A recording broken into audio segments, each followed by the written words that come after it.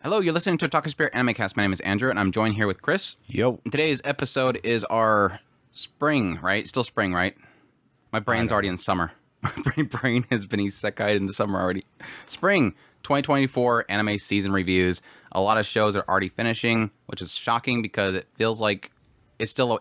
It for some reason, it feels like summer is far away, but it's not. It's like a week away. So it's obviously just kind of rolling up really quickly. So yes, we're going to go through a bunch of shows. I have on my list One Room Angel, Seventh Prince, Hananoi-kun, Archdemon Dilemma, Blue Archive, Remonster, Duke of Death, third season, Jellyfish Can't Swim the Night, Level 2 Skill, Cheat, whatever, Konosuba 3, Urusei Yatsura, Train to the End of the World, and Dungeon Meshi. I don't know which ones that will actually get done, because you were saying that you might want to check out Duke of Death, or you think you're going to be able to watch all that? Did you? I don't know if season? I'll be able to watch it, but I'm going to try. We'll put on the end. Most of the shows that I have watched are pretty much on this list, so... yeah, because I think you did well on this list.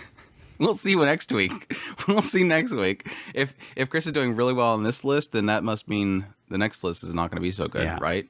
It's sounding like most of the other ones. I'll be desperately trying to catch up with all the other shows, so we'll see what happens.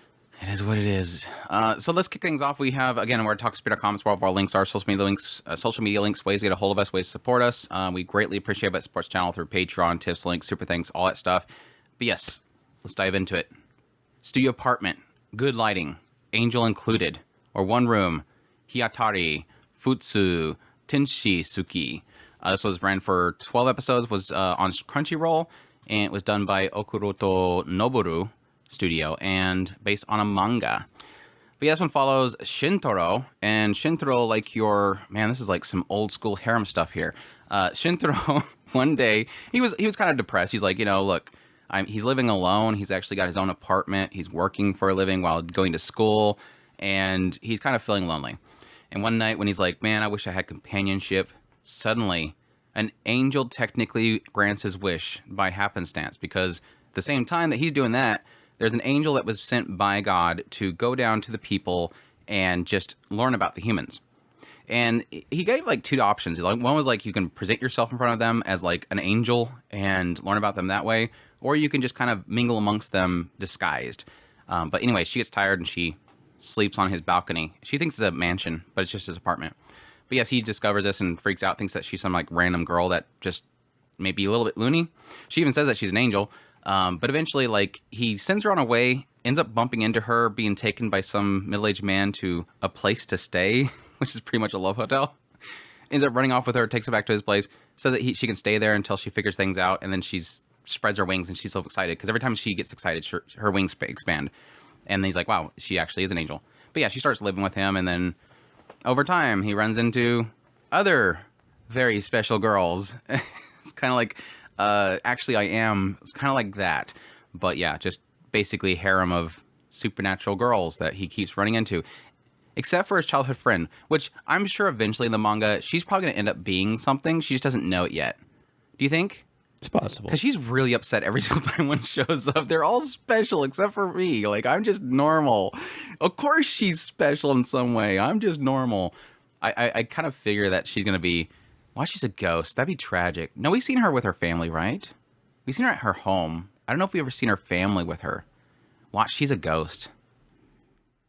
She might be a Miko. No, because their friend, his friend acknowledged her. Or Miku. Like, he seemed like he was after Tsumugi. Miko. Could be Miko? She might be a Miko. What's your thoughts on studio apartment, good lighting, angel included? The best listing ever. Very, very cute show. We're all waiting for that listing on the real estate.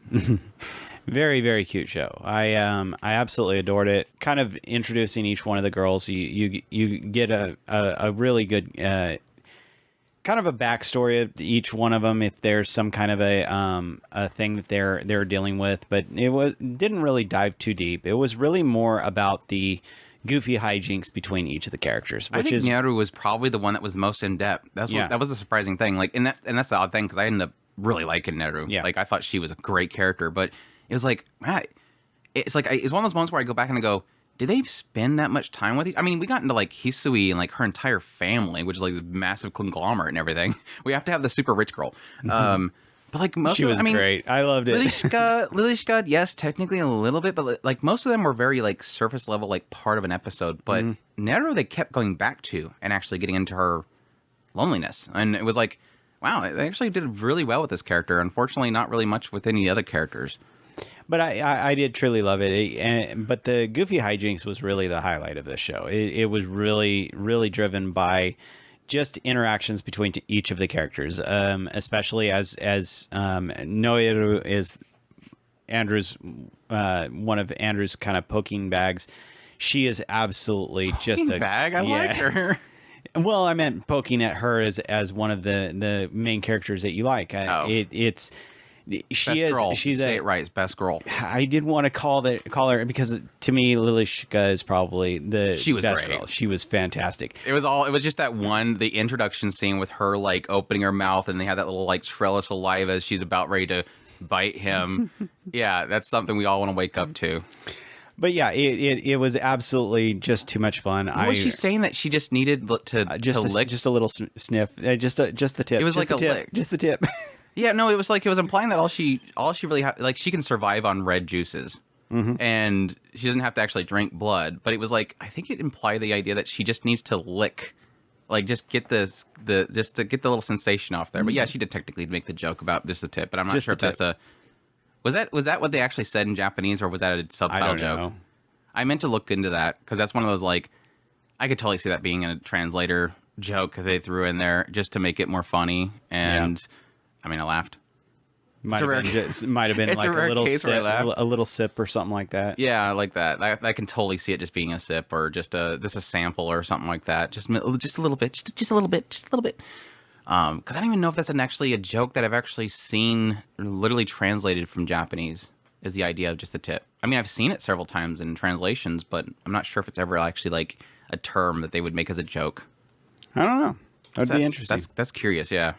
Anyways, I could see a little sample or something like that being something that they would do. Yeah, but no, I'm kind of on the same page. Easy nutshell here. This is one of the shows that I enjoyed, but I don't think I'd ever really push anybody to watch. Yeah, I don't. Like it's just the same thing for me. It just works and it's standard, but at the same time, it doesn't necessarily do anything extravagant. I had several laugh out loud moments. And I don't know if I asked you this in the first impressions or not.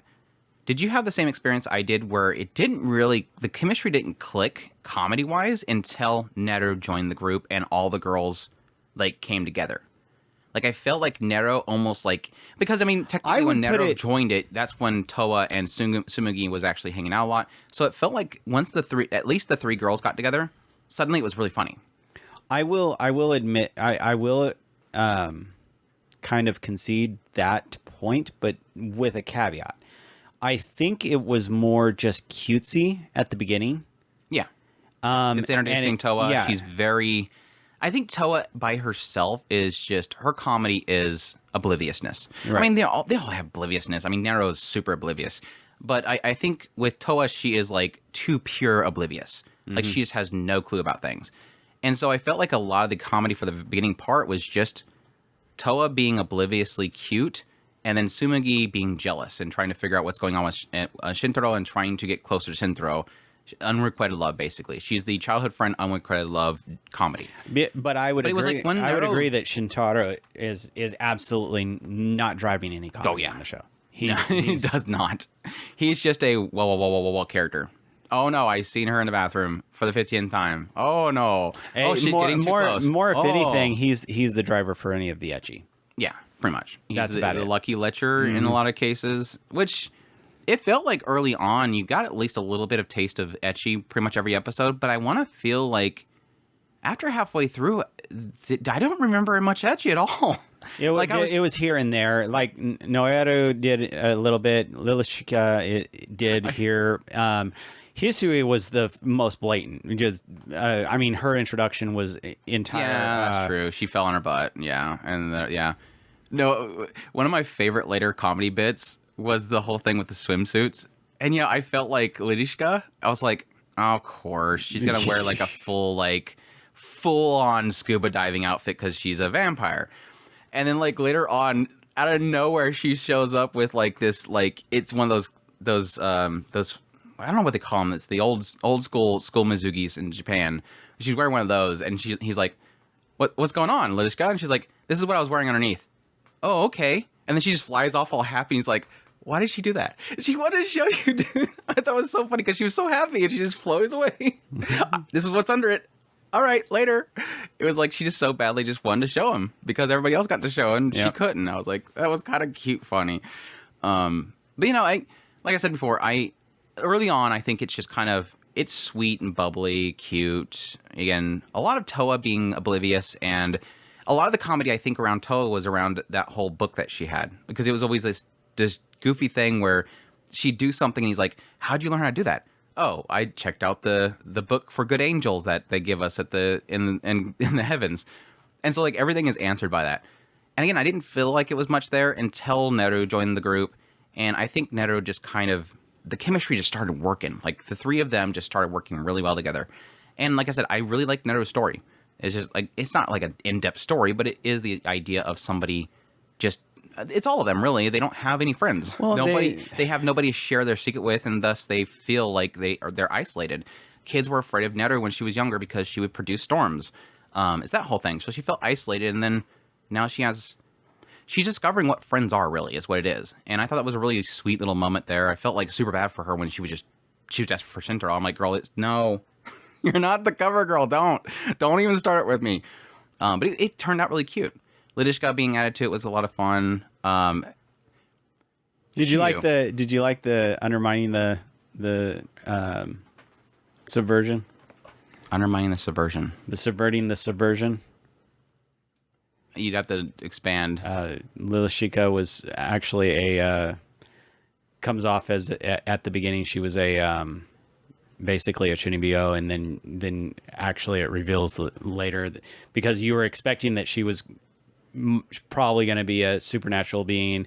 She subverts it by being a Chunibyo, and then reveals later that she's actually a vampire. I thought that was kind of cute, and it worked for her. Yeah, I'm not sure why that didn't really hit me, but Shiyu, like when she finally shows up, which was funny when she shows up at the later part again, I was like, oh my god, it's her, and she just poofs away. She's like, poof. Shiyu was super underutilized. Like she had, like almost a whole episode, and then she never shows up, which I kind of was like, okay, that's kind of fine because she is a bit much. That girl is loud. I mean, she is super jealous.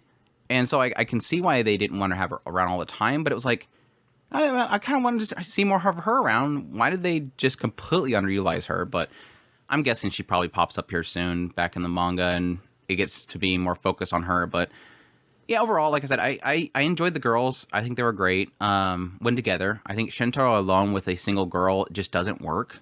Mm-hmm. You have to have multiple girls in a scene for it to be fun, which is kind of odd because there's a lot of shows that have a harem set up and the individual girls aren't that interesting. So this says at least have chemistry and the girls themselves to be decent when they're by themselves or with each other. Just Shintaro himself doesn't really add much, which is unfortunately typical for a harem. He's just a do-gooder. That's really all it is. But yeah, I enjoyed and pretty much enjoyed most all the episode. But like I said, it is one of those shows where I'm like, outside of the ecchi aspect and the good characters, it's just kind of very standard to the point where I'm like, I wouldn't tell anybody to go watch it. It just kind of works, which I guess it kind of is in the same boat as the other work that the mangaka did, which was As Beelzebub Likes. That was a series that I wasn't like emphatic about. And granted, I like this one a lot more than that one because I think that one I don't know that I finished. I want to say that I didn't finish Beelzebub Likes because it was just so much like I exaggerated probably. It felt like half those episodes were just her being in fluff dreamland. It was like, oh my gosh, please stop. Just stop. So apparently this writer really likes just supernatural comedy. Yeah. So if you are looking for something like this, if this sounds good to you, but you're like, but I want a show that Andrew would recommend, actually I am. Super good show. Actually, I am. I think what we kind of came to agreement on with Actually I Am is that show nails the reveals. Because it felt like every character, when the reveal happens, it was always like, because I still remember to this day was that the one that was like really small. to this day, I still remember that scene, which is like it pops and it's like, oh my gosh, that was a great little reveal for the character. They were really good with that kind of stuff, and it was a really great cast of characters. I had a lot of fun watching that show. And that one felt like an old style But harem. that one wasn't ecchi, was it? No. I don't remember it being ecchi. It's just a really good comedy, in my opinion. It nails the comedy. It feels like an old school harem, whereas this one kind of more feels like the newer school harem. New school ecchi. Yeah. It's really tame comparison, but it is I would put it more in the wholesome category ish, even though it does have the ecchi. I mean, it for lack of a better term, it's wholesome ecchi, whatever. Wholesome ecchi. Wholesome Pure ecchi. So too pure ecchi. Anyway, that's Studio Apartment. What's the next one? Seventh Prince. Man, this show just literally took over the internet. Japan loved it too. But you get another season. I'm not too shocked of it. Like I said, it looked like it did extremely well in Japan. So that typically they don't care about us. If it does really good in Japan, which it was like top in the charts over there with Abima and stuff, it's a good chance it's going to get a sequel. So good news there. Hopefully they get the same studio and the same team, because this one looked really good. So sadly good.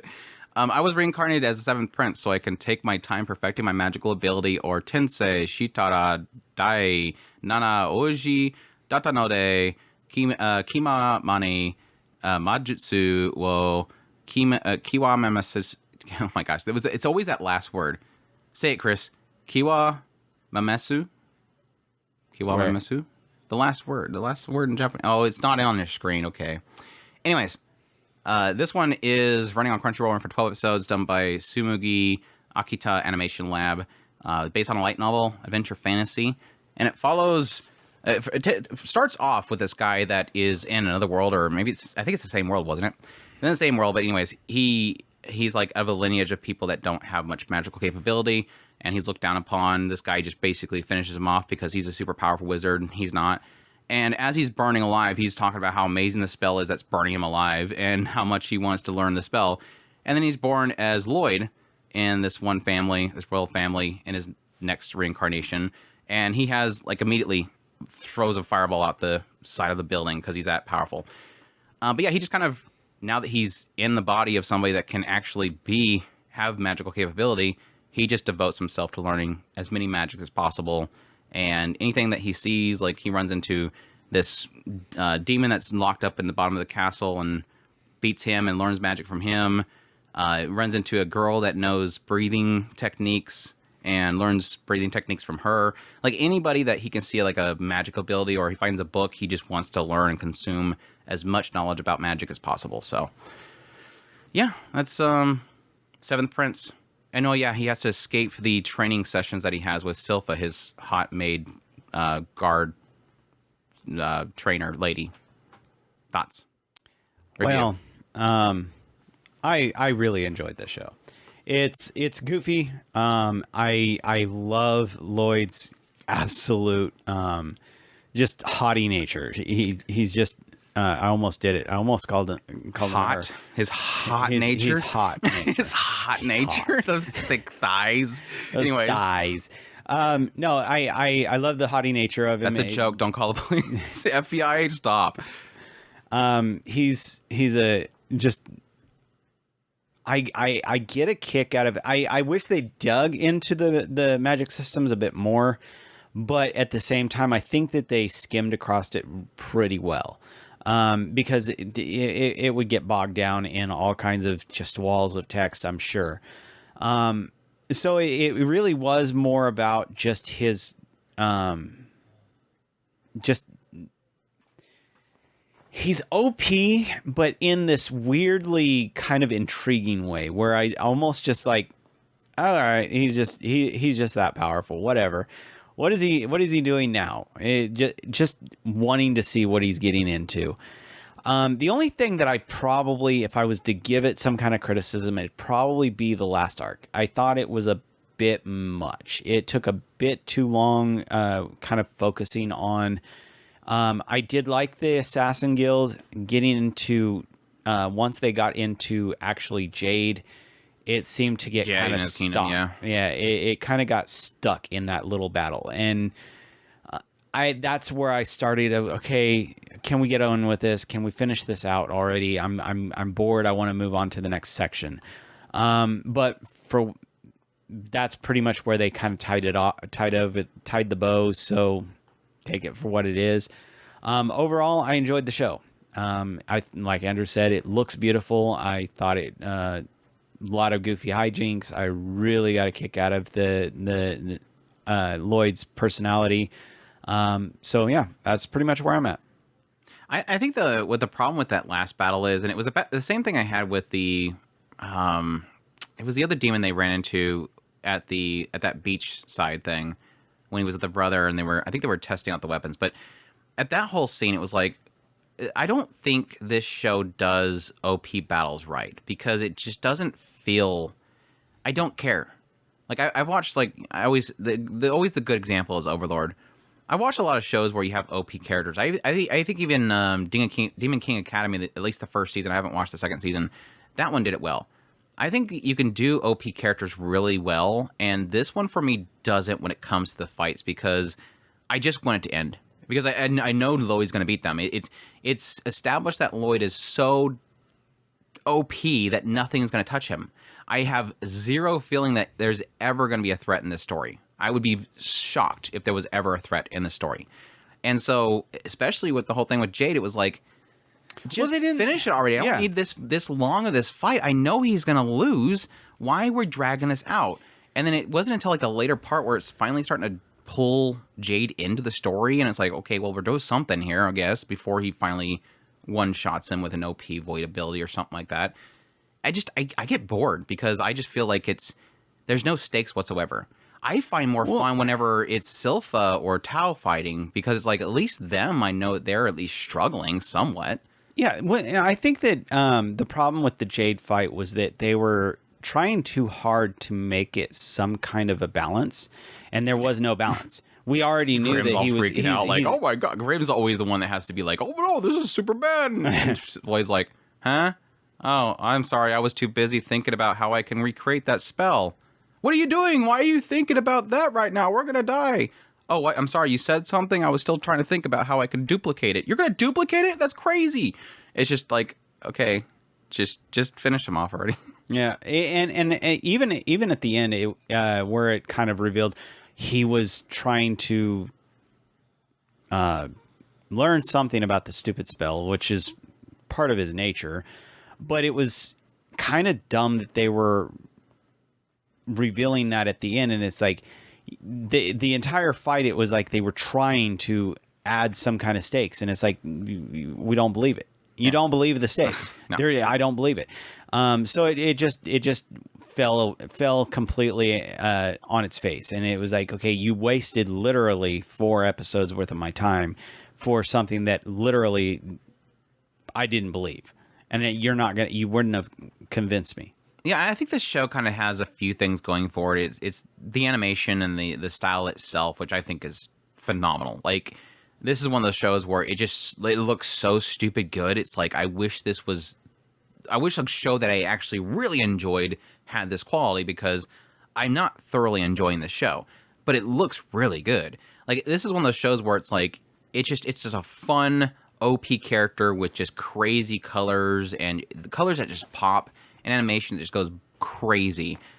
And mixed within it is a action show with an overly magic obsessed character, a lot of ecchi here and there, which is looking really good, and it's just OP shenanigans. My problem that I run into is that I hate Lloyd's character. Like, I'm opposite from Chris. I just cannot stand Lloyd. If Lloyd's on the screen talking or doing something, I can't stand him. At least I got over the thigh thing. Like, first impressions, I made a lot of thigh jokes because, and it's still there. It's not like it went away. It's just I finally at some point just like became numb to it, I guess. I hate how overly feminine Lloyd is. Like, he's just this weak, normal looking dude in his previous life. And the moment that he reincarnates into the body of Lloyd, suddenly he becomes like, his demeanor and everything turns into a girl, even though he's a boy in this world. And so it's like, why is he acting this way? Oh, we know why he's acting that way. The manga, like, super Shotacons him, and they went with the manga art style to make him super, like, Shotacon feminine bait. So if you're a Shotacon, go after it. And it kind of felt like it was pouring it way too much. And I was like, gosh, guys, can you tone it down like 2 notches so that anybody that's not a Shotokan can enjoy this? But again, I became numb to it at some point. And I fully acknowledge that despite that, I like all the female designs in the show itself. All the thighs from the female characters, I perfectly like. And that's, again, I'm acknowledging my preference here. But anyways, I didn't like Lloyd's character. I think his obsession with magic is just too much. He's so one note on that regard. Like, all he cares about is learning magic. And he's obsessed with learning magic. Even like towards the later part, they decide to add another layer on top of it, that he loves people that create magic. It's like, that's all he talks about is creating new magic. Every new 2 seconds, he's experimenting it.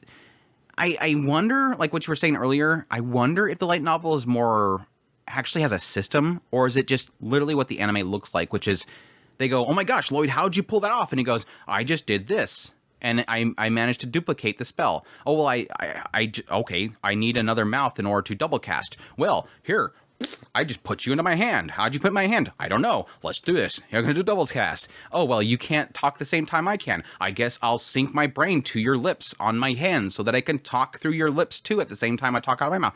It's so, I just did it. Like, there's no explanation. I just did it. He's just so OP and so brilliant that he makes up magic and explodes the ozone layer from the sky. I was waiting for him to grab one of these other demons that he was beating up to put it in his other hand. His other hand, each fingernails. Let's just put it on my nose.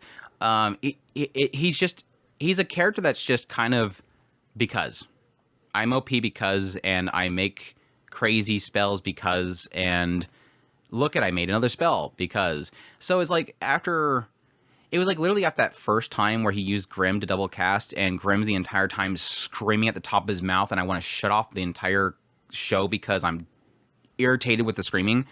It's very juvenile in that regard. I just didn't care. I didn't care what he's creating. I sort of had an inkling of like, oh, that's kind of clever with Tao, because Tao was introducing breathing techniques as a skill, as like an alternate to mana. Oh, now I have a mana pull and I have a breathing technique pull, basically, or key. And I was like, okay, that's cool. And then it's like, because. And after that, it just becomes because. So I got quickly bored of the magic systems and what he's creating, and creating spell blades that are super massively OP it got boring after a while. So all that was kind of left for me was the girls. Yeah, and animation. In a lot of ways, I mean, it starts out okay. There's the magic system, then they add the key system, which reveals that they're going for much more than that. Then the blades. So they were blighted. Oh, the blades. The blades. Blade and the blighted. Then the blighted. The blighted was a really cool thing, I thought. Exactly.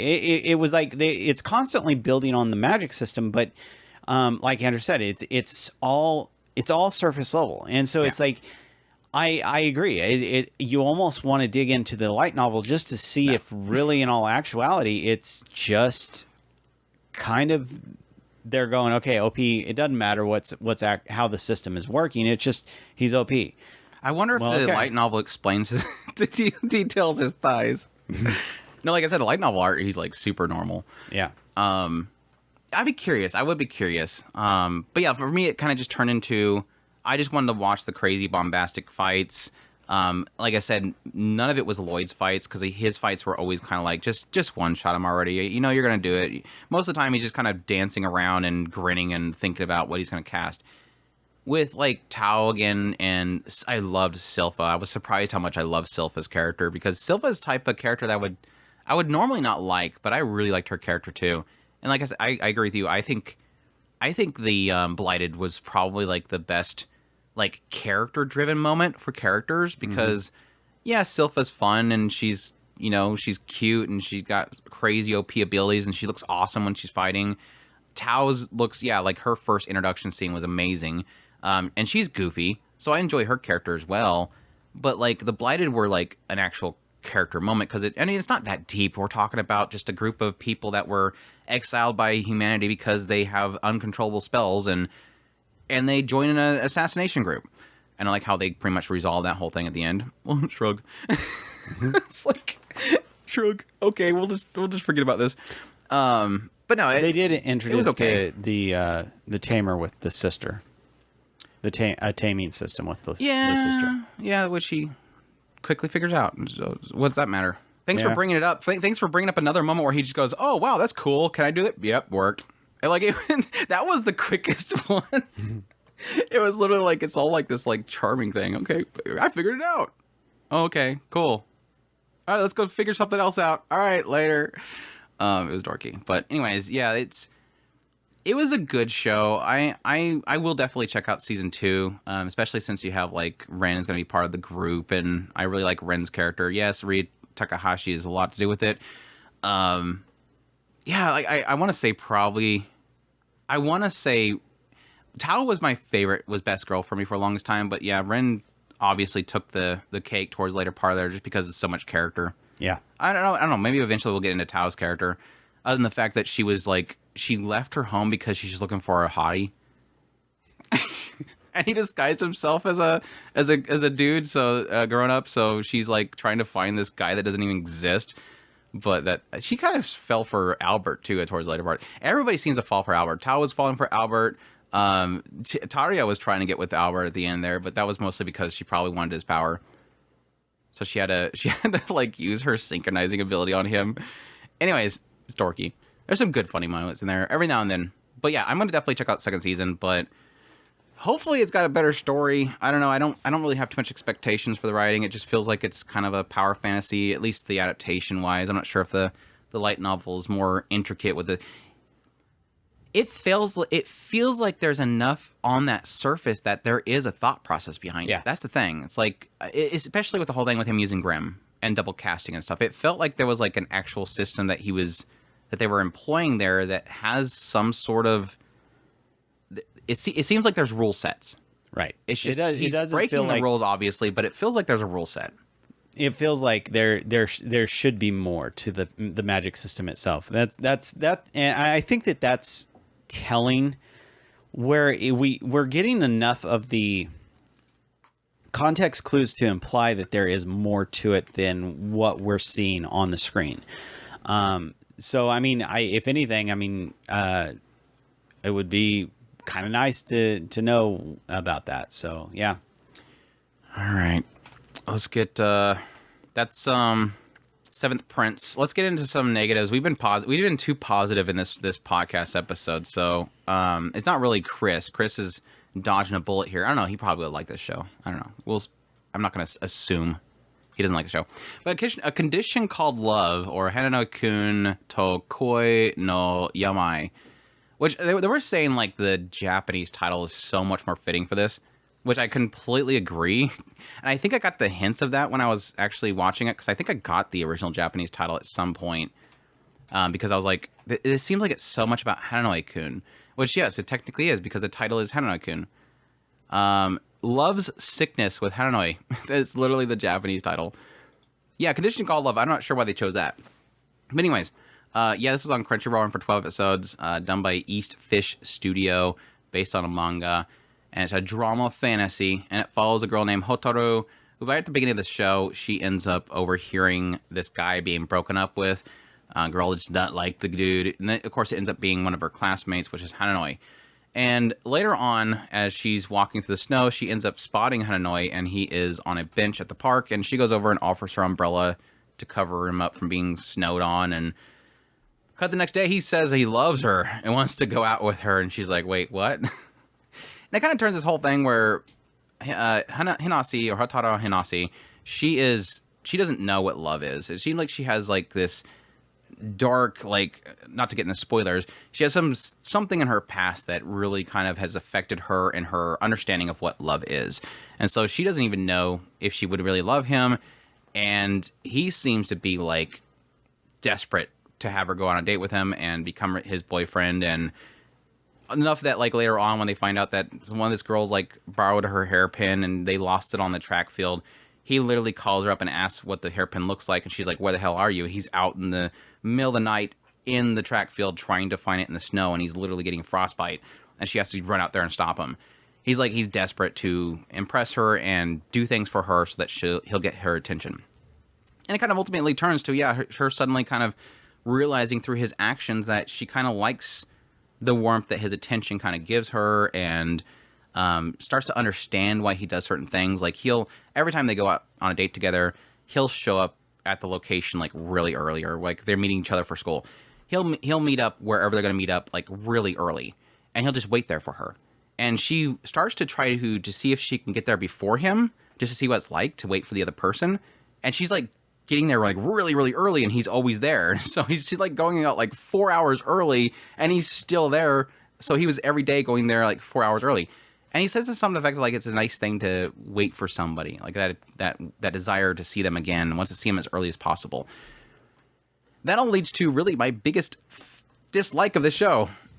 Hananoi-kun is too much. Like, Hananoi is creepy as hell. And that's something I never really shook from this show. There's obviously a strong indication in this series about the idea of, it's essentially Hinase doesn't know what love is. She is the trope character of, I don't know what love is. I have to figure out what love is. And again, a lot of it seems to tie in with this incident that happened with her friend when they were younger. And with Hananoi, he's got a sick love. Like, he just does, he has a very twisted sense of what love is. It's too much. He has like a I don't want to lose this kind of love. And so he does way too much. So like when they're like hanging around just like casually, she like points out that he has an earring again or whatever. And he's like, oh, you don't like the earring? Let me take it out. And it's like, you don't have to keep changing things for me. Just be you. Like, he cuts his hair. It's like, you don't have to do things like that for me. He'll do anything just to get her attention. And I think what kind of makes the show so uncomfortable for me is that he's too much to the point where he is literally, he's like, he's that borderline abusive obsession. And the idea that if anybody gets near her, he gets really nasty. Like, you have, obviously, out of nowhere, the childhood friend of Hinase suddenly randomly shows up again at her place of work. And Hananoi is super vicious with this guy. Like, super mean. And it's like, okay, you do understand she's still going to run into males, right? Like, he's that type. Like, you can't even be anywhere near another male. It gets him super jealous and super furious. And it's like, it's super toxic how bad this dude is. And I think the thing that bugs me so much about the show is, like, I kept waiting for the moment where it was going to address that. And it doesn't. So it led me to believe that this is just... Is it just later on the manga they'll finally get into this, where at some point Hanase says, please stop this? Or is she always going to accept this? So far, unless I missed something, every single time she had a question mark, or every time he did something that was a bit much, in my opinion, she never really questioned it. There was always a sense of like, oh, well, you have a fear of this thing. Well, okay, I understand. Like, oh, you're doing this because you feel uncomfortable with this. Oh, I understand. Like, she's too understanding. And it's to the point where it's like, is this like one of those kind of shoujo type of things where, like, they like this? Like, this is that romance category that just is never going to work for me, where the characters are too much? Or is this something that's going to come up later on in the manga? Are you saying that she's a Bricks character? No, she just doesn't respond like I think she should. She doesn't realize the danger of it, rather is too understanding. She's too understanding is really what it is. She's too passive. She's not dumb. She's seeing it. It's just that it's almost like she just assumes that it's normal because she's learning what love is. So it's kind of one of those things where it's like it's never saying no, but rather just overly accepting everything to the point where the entire story, the entire show, was too uncomfortable for me. Again, I would understand it if they were doing a lot of these things to address them, but I feel like it never really addresses any individual case of something that makes me uncomfortable in a meaningful way. It's just there because that's how he is, and oh yeah, we'll explain later on that, yeah, this is why he is that way, but it's never like, but that's not right. That's still not an okay thing. Why are we not addressing this? So it basically, in the end, made the show, well, I was extremely curious to see if it would ever actually dive into some of the stuff, like get into the actual character's psyche and really start to dive into stuff. It never really did in a way that was meaningful to me. In the end, it just turned into being 12 episodes of extremely uncomfortable experiences watching this guy around this girl. Like if I was a random teacher at this school, I'd be like, okay, I'm gonna have to expel you because you're way too creepy. You need to get away from this girl. like if I was the parents of Hinase, it would be like, boy, get out the house. Like he is that creepy and too much. He'd probably glare at a father of his girlfriend, thinking that they were too close. That's how bad he is. It was extremely uncomfortable show to watch, and I didn't really enjoy any of it. I'm surprised I got through it all. I think at some point I was just hoping for some sort of payoff. Not that I wanted Hanoi to be kicked in the groin or something like that, and she breaks up with him and he goes downhill from there. I wanted Hinase to say, "Hey, stop." Simple. "Hey, stop. Let's talk about this. That wasn't how you act like a human being to another human being." And she never does. She's too pure in a lot of regards, I guess. She's cute. She's very cute, but I understand why he's so like super obsessive, but dude, chill with the friend. Too much. Anyways, yeah, I don't recommend it unless the description of the romance between the two of them is something that works for you. Because like I said, I've seen that a lot in shoujo. I don't think this is a shoujo. I've seen a lot in shoujo, and I know there's a group for it. I don't like it. It gave me a lot of vibes of Wolf Girl Black Prince. Like, well, I mean that was a different thing, really. That was honestly different. It's not listed as a shoujo, so I don't think it is. Oh, it is a shoujo. It's listed as shoujo. Whatever that means. I hate domestic. I hate those stupid groupings anymore. Demographics that Japan does. But anyways, what's our next one? Let's get away from this. Let's do Dungeon Meshi. I've been waiting to talk about this show for a long time. It was like literally, I think, the first show that ended the season. So I guess we have to actually talk about it. Or were you gonna try to see if you can watch it? I'm gonna try and see if I can watch it. I was right. literally watching it in the last day or two. Archdemon Dilemma. Then, sorry everybody, you're not getting Dungeon Meshi. You're getting Archdemon's Dilemma, which this one is an Archdemon's Dilemma: How to Love Your Elf Bride, or Mao no ore ga dore elfu wo yome ni shitanda ga dao medarabe li yes e. I don't know why that one always makes me think Lee. But anyways, Crunchyroll streamed it. It's based on a light novel done by Brains Base, action fantasy romance. And this one opens up with Zagan, who is a sorcerer. And the people in this world do not like sorcerers because sorcerers are typically known for essentially not caring about anything but their study of magic. And they often will use humans as not seeing them as like human. They'll just sacrifice them for magic or whatever for their research and whatnot. So everybody hates the sorcerers. We follow Zagan. He's one of these sorcerers. At some point, he goes to this, like one of the archdemons. They passed away, so they're going to auction off his estate. And he goes to the auction with his friend Barbaros. Barbaros. It's not really his friend. His fellow sorcerer. I can't say friend. I can't call the two of them friends. Zagan goes with this other sorcerer's Barbaros to the auction, and they're like, "Oh, okay, now we're gonna bring out something. It's an elf that they sold to him, but the transaction wasn't complete yet, so they're gonna sell her again." And immediately Zagan sees this elf and just love at first sight. So he just like literally gives like all of his money to the auction, buys her immediately, takes her back home, and she's immediately like, "Okay, well, can I at least know how I'm gonna go?" And he's like, "What are you talking about?" "Yeah, you guys usually like sacrifice us, right? Are you gonna, how are you gonna kill me? Are you gonna are you not gonna kill me? Okay, are you gonna torture me? What kind of? No, I'm not gonna torture you." What kind of comes from this is that like the quirk early on, it does it again several times later on, but it kind of feels like at some point they stopped doing it. The early on joke is that Zagan he sucks at communicating and always comes off like really, really bad. So like, yeah, when he's like, when he first buys her, he goes over there and I forget what he said, but he said it like this really like menacing way. And everybody thought that he was just like this diabolical person. So yeah, everything he says when he's trying to communicate to Nephilia, which is this elf, that he likes her or wants her to do something with him, it always comes across as him being like super nasty. And so his communication skills suck. Eventually it feels like Nephilia figures it out really quickly. And so she knows that he just sucks at communicating. But it kind of just turns into the two of them, her finally realizing that he's not wanting to kill her and that he just wants her to stay at his castle and be his bride essentially. And over time, run into some other characters, like Barbaros does some crazy stuff. You meet Chastile, who is like this angel knight. What do they call him? Angelic knight? Something like that, yeah. It's like an angelic knight or something like that. It's a knight of the church.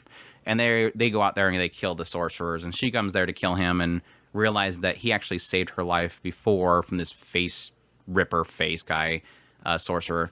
And, yeah, shenanigans unfold. Eventually they get their My First Baby. Then they fight the Chad that is Raphael. He's cool. He is awesome. You know, he knew he was going to be cool. He was so cool. So super cool. Anyways, yeah, what's your review on An Archdemon's Dilemma? Absolutely loved it. I really did love the interplay between the characters. Really did fall in love with Nephi and Zagan at the beginning. Just love their interplay. In particular, like Andrew was talking about, with him trying to sound grandiose and at the same time trying to say your room, and it's full of guillotines and stuff like that. Hold on, let me clear that out real quickly. Blows it up. I just loved it. Barbaros was, I could have done without it. Dude, I was like, I know who he is, but I don't want to hear him too much. Because they ramped him up with that character. Just got that. He's got that squawk. He's got a squawk to his voice. Adding in Chastile and and Valifor was absolutely fantastic. I love the interplay between those two girls and Nephilia. Even them when they interacted with Zagan, it was just kind of really well done. The biggest thing about this show is the characters are really well in. They have some fantastic interpersonal relationships, and I really did love it. The chemistry is just top notch. I can highly suggest it. I had a lot of fun with the show. Wasn't he a character in Bleach? I forget where he was at. There's a character somewhere that like he's always in there. Yeah, he was Chuya in Bungo Stray Dogs. I remember that. I know I hear him all the time. Yeah. Oh, he was in Attack on Titan. He was John. I remember he was super loud in that one too. I thought he was in like a big shonen, which I guess technically Attack on Titan is one, but I want to say that he was in Bleach, wasn't he? I swear he was in Bleach. I want to say that he was in Bleach. He was in Bleach, but I don't know who this character is. What? Do you recognize him? He's one of the Sanbaktos. Never mind. We're just gonna close this screen and ignore that we just seen that. Nobody cares about the Sanbakto arc thingamajiggy. Anyways, what was that arc called with Bleach where all the Sanbaktos became the Hollow arc? Oh no. Anyways, yeah. I was thinking about that. I made a joke earlier about My First Baby thing, and I totally laughed the moment it happened because they're like, "It's our baby," and I'm like, "Oh my gosh, they are doing the My First Baby." And then I'm like, this actually worked. Like, this is one of the very rare cases where, because I used to make fun of My First Baby arcs all the time. All these like early 2000 harem shows, they always had a My First Baby arc where like you have all the girls, and of course, because you can't have him actually bed the girls, because then the value of their merchandise on the store shelves for anime fans and otaku will go down because they're no longer pure. So that that's why a lot of the harem shows, they never touch the female characters and actually do anything, because they're wanting to sell the merchandise. They have to stay pure. And so how they circumvented that or got around that issue is they will just introduce out of nowhere suddenly a child that will become part of the family as the child of the family. That's the My First Baby arc that I always joke about. And this one did it where they brought in Full, and it actually worked. Like, she was actually more of a focus and character than really any of the other characters. Like, they actually got into her personality, what she's going through, the loss of her father, the hatred of the angelic knights, everything that she's going through, her learning about how to deal with people. I like how he says, "No, don't kill them. I'll show you how this works. You just get your revenge." How do you do that? You make them suffer. I'll show you how it works. I'll show you some torturing techniques later on. Like, I do get a kick out of how Zagan, like, literally parents her, because it kind of seems pretty bad, but he does technically resolve the issue in in a, I guess, diplomatic way, but like where bloodshed doesn't happen immediately. I guess the best way to put it. So there was like a little bit of fun that actually happened when Fuller actually showed the party, or the chemistry of the actual show itself. But yeah, this is one of those shows where I was a roller coaster with my thoughts on the show overall, because like early on, I was like, okay, it's gonna be the perfect waifu show.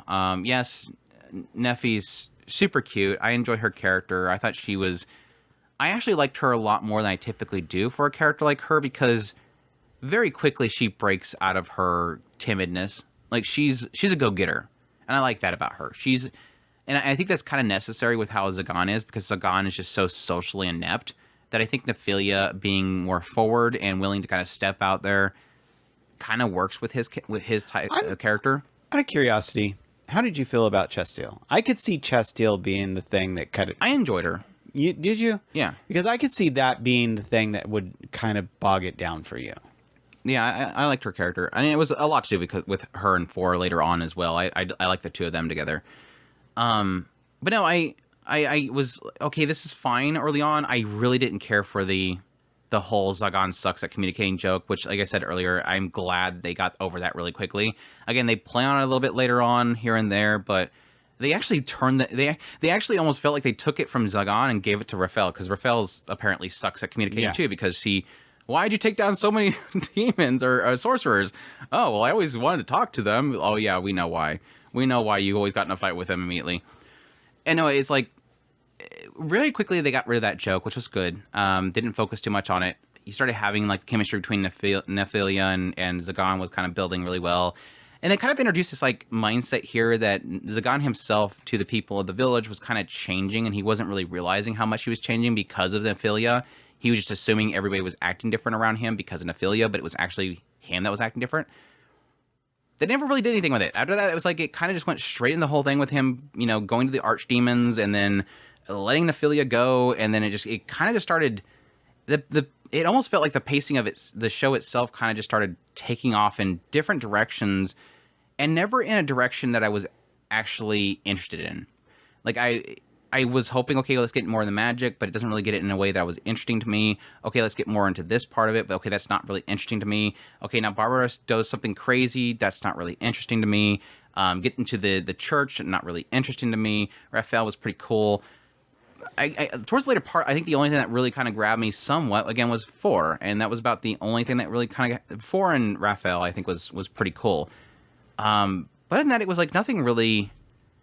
Not that the show got bad, it just nothing really kind of piqued my interest enough that it was like, okay, this is a really cool show. It just was... It was okay. And I guess for coming into the show and not really having much expectations and not really being too positive early on, I guess I got something out of it, but I don't know. In the end, it was just kind of okay. It was kind of okay. It had a decent cast of characters at least, so yeah, it's okay. It's okay. It was okay. I liked it. There you go. I liked it. I liked it. I liked it. I liked it. Anyways, that's an Archdemon's Dilemma. How to love your Elfu Braidu. What else we got? Blue Archivu. Blue Archivu.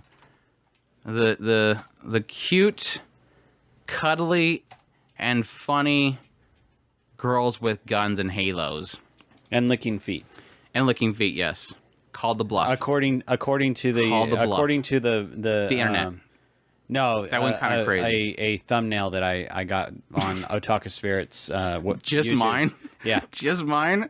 Like, everybody was going crazy about that. The lick that changed the internet. I got a kick out of it because, like, nobody wanted to cover the show. I was covering the show. I was really enjoying covering the show. And then I don't know where that episode happens, and suddenly every AniTuber suddenly wants to talk about the show. And it's like, oh, wait, now you guys want to talk about Blue Archive. Pfft, I was here first. Anyway, joking. Anyways, Blue Archive, the animation. This one streamed... It's now finally streaming on YouTube, so I think they're probably like on episode 3 or 4 at this point because they were really late starting to post it, but at least they're putting it on YouTube for free. Go check it. It's only North America. It's like region locked or whatever, but anyways, that's there. But yeah, this one takes place in Kyotos. We zero in on specifically Abydos High School. It kind of gives you a sense that there's like this general student council, which kind of heads all of these districts that are run by schools. And each one of these schools has their own like student council and students themselves. And it seems like everybody in this area are like either like anthropomorphic animal people or just cute girls with halos that go to school and shoot things with guns. But anyways, this one we zero in on Abydos High School, which has this club in it. Literally the only students in the school is the club members of the foreclosure club that is trying to get out of massive debt, because apparently like this desertification started happening in the area, and it kind of messed up their economy, and it messed with them, and all the repairs they had to do essentially put them into massive debt with this Kaiser corporation. But anyways, this school that's got this foreclosure club that is trying to pay off the debt for Abydos, they just hang out together and they try to do jobs in order to make money. Eventually, help comes because Chalet sent Sensei, this teacher, to come over there and help them out, which is surprising because he does very little for them. He does very little in the show. He's the teacher. He's the main character technically. But yeah, he comes there and basically helps them out with moral support and supports them as they figure out ways to make money. They do some crazy stuff like rob a bank. No, they did that in order to get information about their debt, but they technically rob banks, fight off other groups that are trying to take down Abydos. Like there's this secret group that is hiring people to come in and attack Abydos. So trying to figure out who's hiring them, why they have like black market weapons that are coming after them. Eventually kind of uncovers this bigger plot of this group that's trying to take down Abydos for some reason. But yeah, it's over time they eventually introduce problem solvers, which they were hired in order to take down Abydos. They're fantastic. Eventually we meet a lot of the other schools like Trinity and Gehenna, which Gehenna technically is trying to come take back the problem solvers because they were a part of their school. They want to punish them, but yeah, that's basically the gist of the show so far. It is the gist of the show without getting too far into spoilers. But my thoughts on the show itself. I won't oversell this show. I am a massive fan of the mobile game. I've been playing the mobile game for a long time. Insert joke that will get me more hate for free comments. I'm a story skipper. So this is my first experience actually getting into the story of Blue Archive. I play the game. I love the game. I like how it basically respects my time. I like the character designs themselves.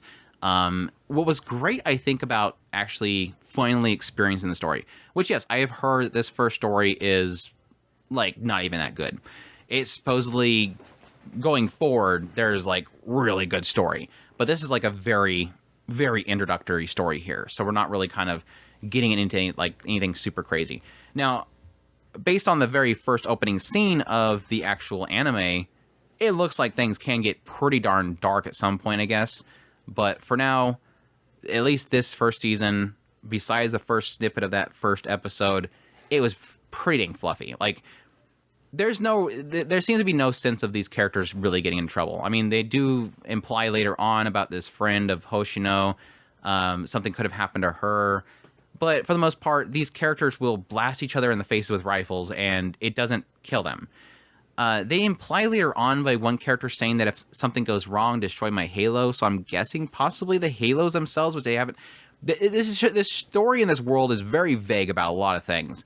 So you do have to have the ability to suspend your disbelief, which I didn't think was a problem for most people, but I ended up running into a review by NN, so which proved me wrong, that apparently people are really bothered by the fact that they don't explain why they have halos, why all these girls are at the school, why is there no human males besides the teacher. There's like a lot of things that are not explained. Why is there bat wearing girls with pointy ears? None of it's explained.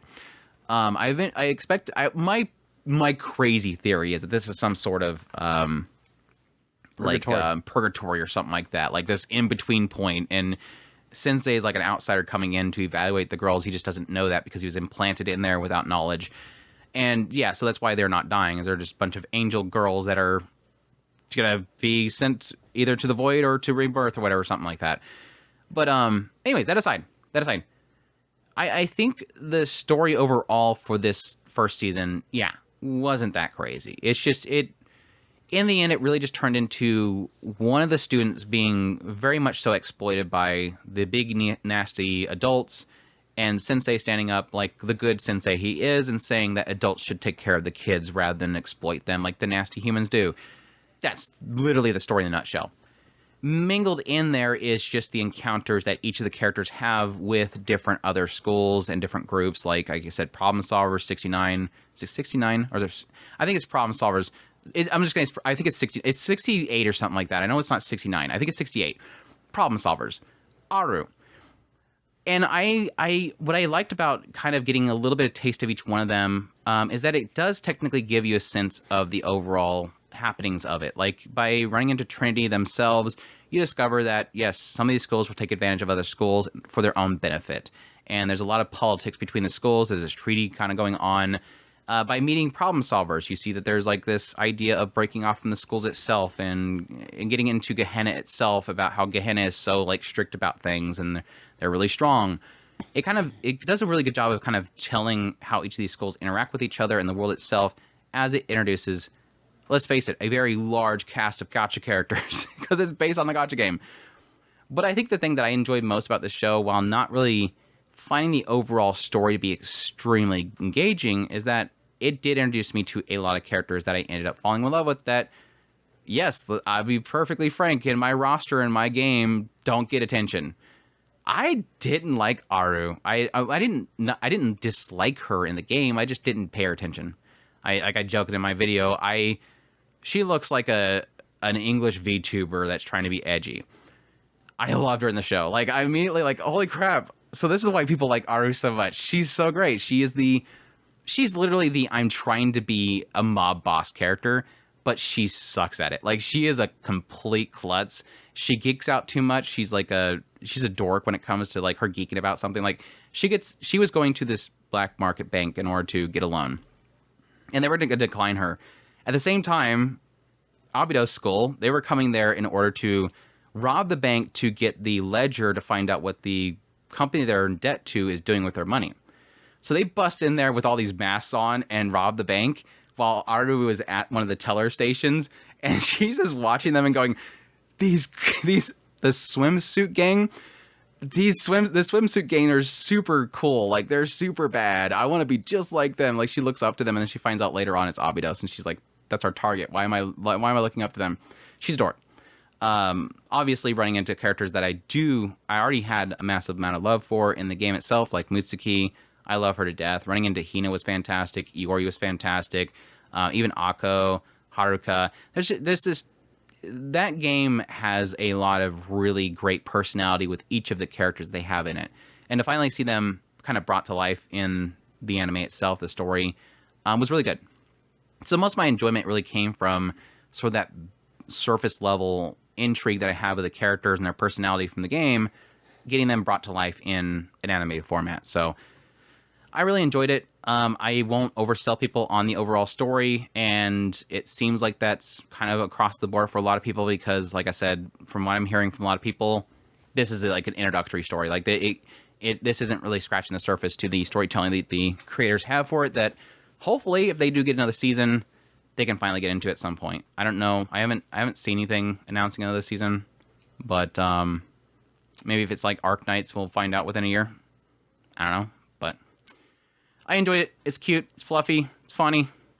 I'm purposely putting fluffy in there for a reason. Not enough Yuka. That is one sad thing, and they did nerf Yuka's thighs. I agree with a lot of people.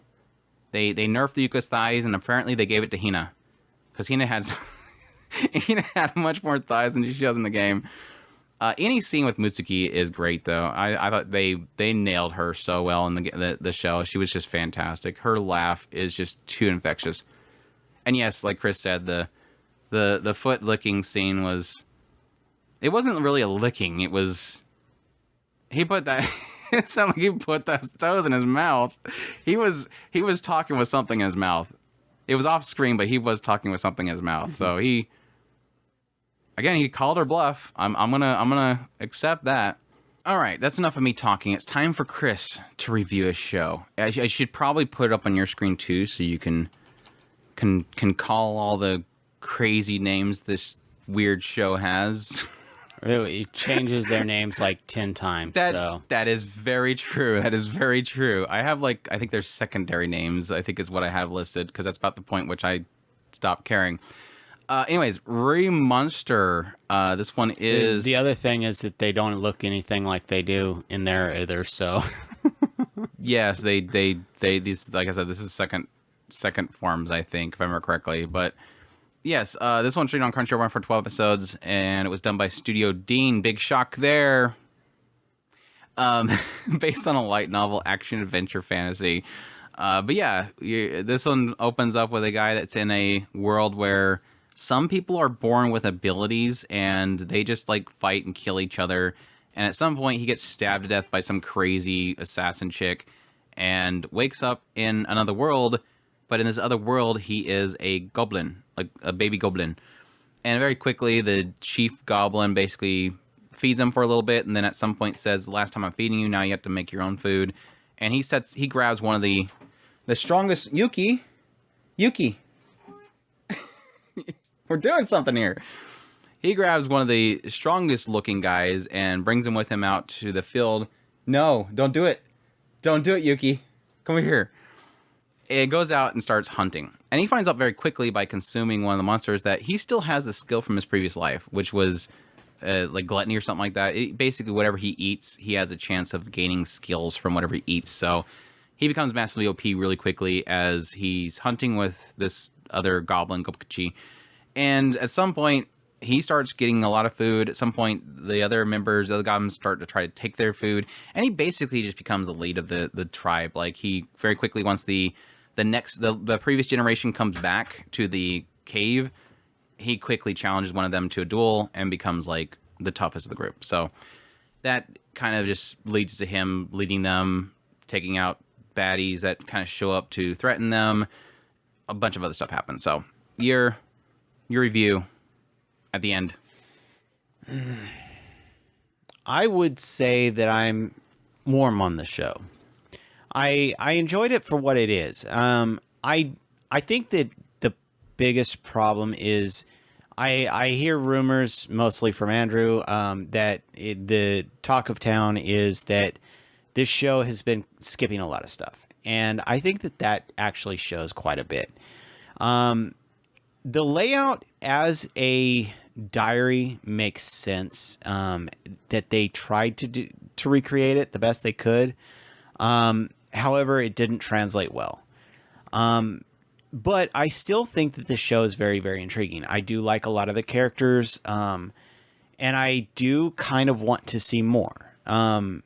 This is I think that I'm more apt to just go to the light novel or manga or whatever the heck it is, and just experience it that way.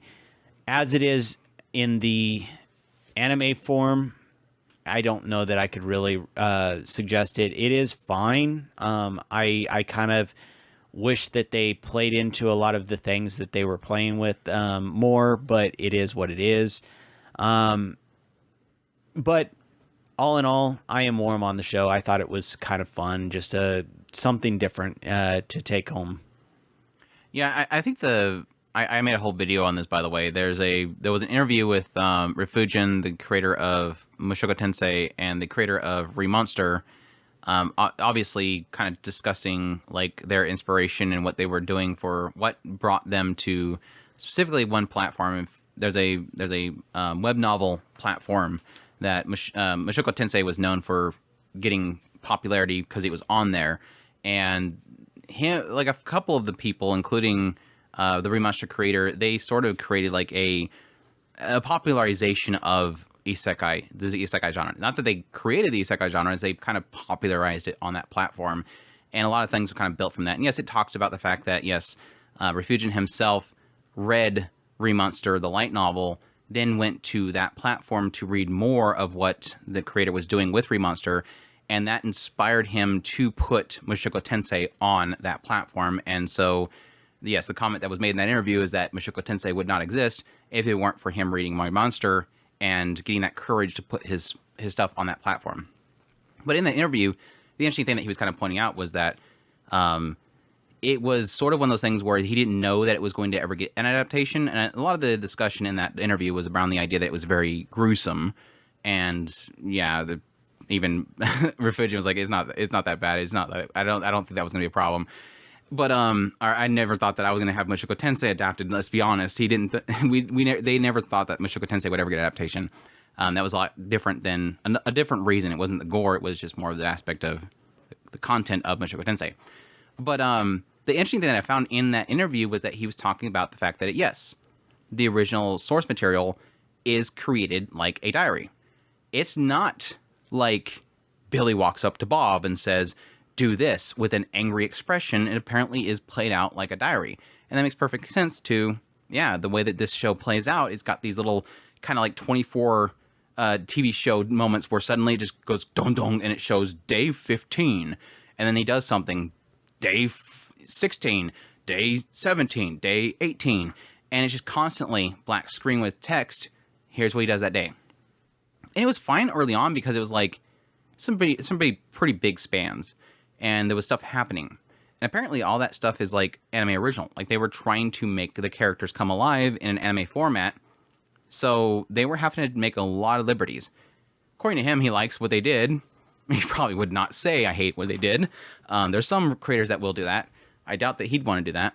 But it worked for me early on. I actually really liked the show, especially the first episode. I think the first episode was really well done. Like Studio Dean, I guess, decided to put all their budget in that first episode. Second episode was okay. By the third episode, the budget just tanked. I didn't get past the seventh episode, by the way. At some point, I had two frustrations. The first was it felt like it was skipping a bunch of stuff because it just felt like it just turned into breakneck speed of day 50 did this, day 51 did this, it was literally that fast. Like it was just going through the days like really fast. And it didn't feel like a show anymore. It just felt like somebody was giving me the footnotes to what the show's about. It just felt like I wasn't getting anything out of it anymore. I wasn't getting characters. I wasn't getting development. I wasn't getting anything.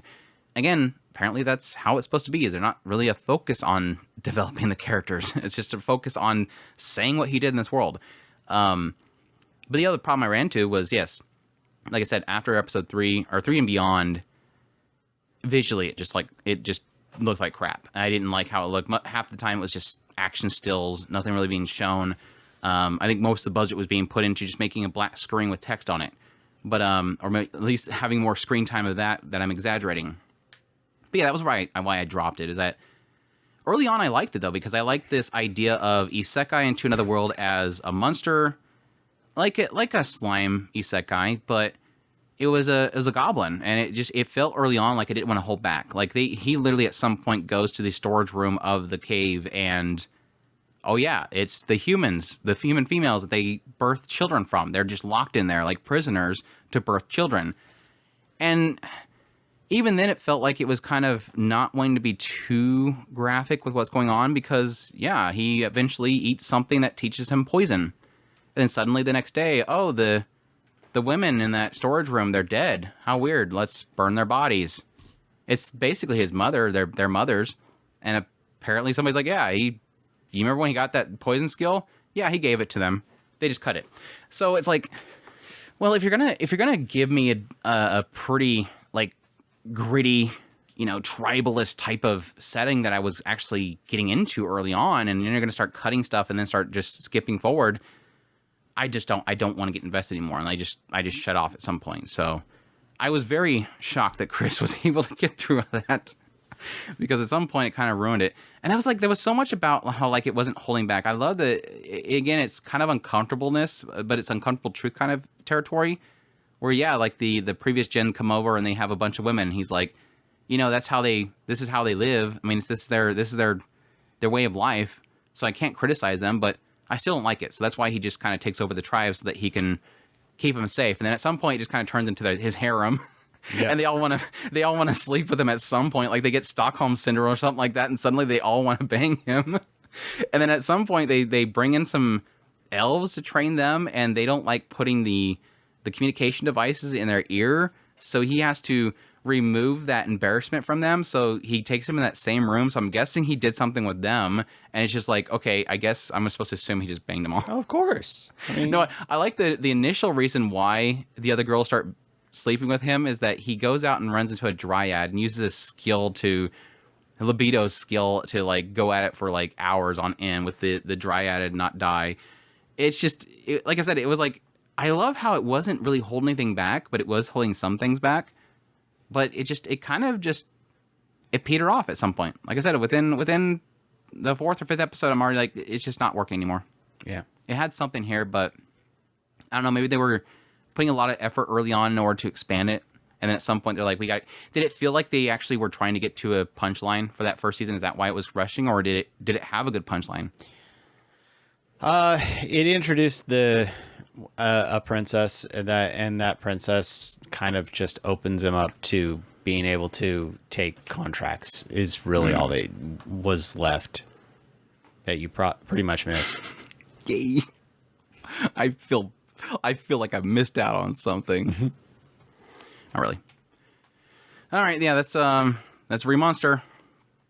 Let's jump into Jellyfish You Can't Swim in the Night. This one is Yoru no Kurage wa Oya Genai. This one was streaming on High Dive, ran for 12 episodes, done by Dogo Kobo. Source is original drama. And this one follows a girl named Mahiru. And we find out very quickly that she's in high school. We find out very quickly that she used to be an artist. She even got like the allowance to, like, she won this like competition, so she was able to create a mural in the city on this wall. And she created that. She was super proud of it. Everybody was happy for her. And then when she goes to show her friends, she brings them around the corner and they immediately start making fun of the mural before she can tell them that she made it. So that kind of made her scratch her name out, and she stopped being an artist because they made fun of her mural and she felt like she was not really actually good. Cut forward. Now she is kind of finds enjoyment out of just going out into the city, walking around the cityscape, just kind of wandering around like a jellyfish and not really interacting with anybody. Eventually she comes across where she made the mural and this street performer's performing there, and she's put all of her posters up on the wall covering up her mural. She's a little upset about it, but she doesn't speak out. But then this other girl yells out, "Hey, stop messing with it. I really like this art," and then runs off. And so Mahiru chases after the girl and confesses that, yeah, that's my mural. I'm happy that you like it. She really quickly thinks that this girl that yells this out is really cute. Her name's Kano. And after discussing for a little bit, kind of find out Kano was a past idol of this one group, the Sundolls. And there was like this controversy that happened, and she got kicked out of the group and blasted online. And she decided that she's going to become an anonymous singer to perform. And since she loves Mahiru's work so much, she wants Mahiru to do her artwork for her so she can post her music online. So join her band. Mahiru is not really for this. She's like, no, I'm not actually good. I'm normal. I'm not special like you are. Eventually gets the courage later on. They join together and they make Jelly. And what Jelly is basically is going to be this anonymous group that makes music online. Eventually they pull in other individuals like Kim, who was a massive fan of Kano when she was an idol. She composes music for them. Eventually, Mahiru's friend from when she was younger joins the group. She's a VTuber, and she joins the group to do like a lot of the video editing to create kind of animations from what Mahiru draws. And so you got an artist, you have a video editor, you have a composer, and then you have a vocalist. And so they make Jelly, and they have a goal of becoming really big. Because what Kano's major goal is that she wants to... Essentially, I was a part of this idol group. This controversy happened. I got kicked out. People hated me.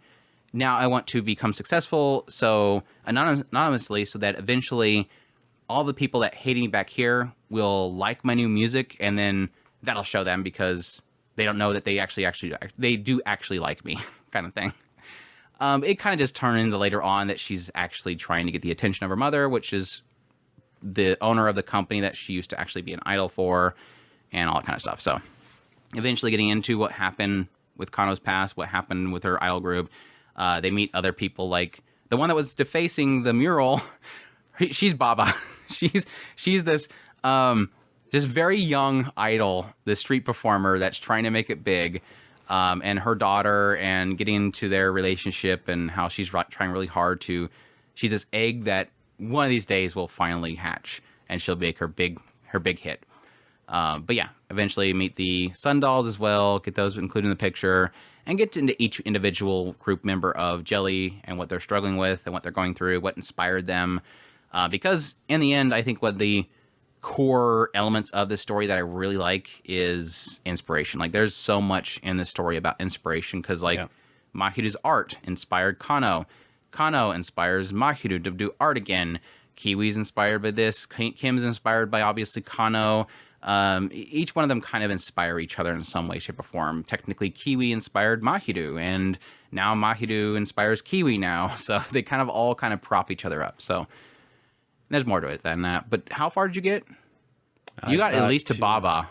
Yeah, I got to... Did you get to Baba's episode? Yes. Okay. I know I got to... Baba's there. I'm gonna tell you where I got. No, I was saying I got this kick out of this one moment where I was like, at some point, I'm like, oh, that's right. He said he really liked Baba. And so I'm like, oh, the Baba episode happened. And I text him, Baba's there. We got it. I got to the point where they were kind of going into main girl's past, and she was shutting down. Mahiru? Mahiru's early on. The idol, the former idol. Oh, I'm sorry. You're not on the screen over here. I'm sorry. Yeah, I early on, I think the big thing, like I said, there was a lot to do with. Am I spelling it wrong? Jellyfish. Oh, I just put jelly. I'm sorry. I'm doing it by the side of my glasses, and so it's just a little bit off. But I think the cool thing early on was definitely the aspect of, like I said, inspiration that these characters have with each other. There is a lot to do with a lot of the anxieties coming from your futures. This is a sort of a coming of age / slice of life / drama type story of kids just kind of breaking into that post high school mentality, what their future is going to be like. A lot of the struggles about what they want to do, what they aspire to do, art, and the future that comes with art. Can there be a future with art? Do they have a future? The sort of things that come down upon kids these days, which is like social media and the desire to be viral and make success online, be a content creator. A lot of that stuff is constantly pushing and pulling them. And I think everything around that, despite it being an anime of these types of, I think, deeper subjects, I think a lot of them are really handled well.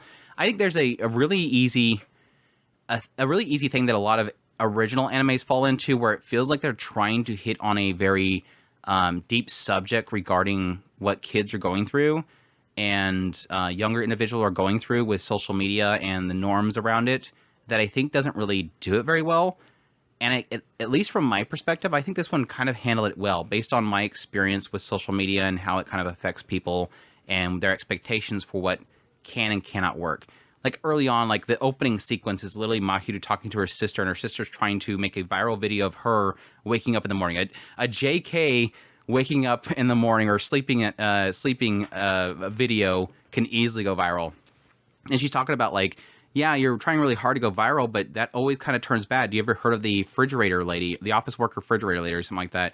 And it was like this lady at her office work, where like she apparently tried to do something and go viral, and so they posted her picture up on the refrigerator door at the office, and it's like a super embarrassing thing for her. Like I said, it does really well kind of hitting those elements in, again, the anxieties that kind of come from that, but also how social media and content creation can kind of facilitate the insecurities people have. I think Kiwi is a great example of that, because early on, the example of Kiwi is she's a VTuber, and she has this Nox personality.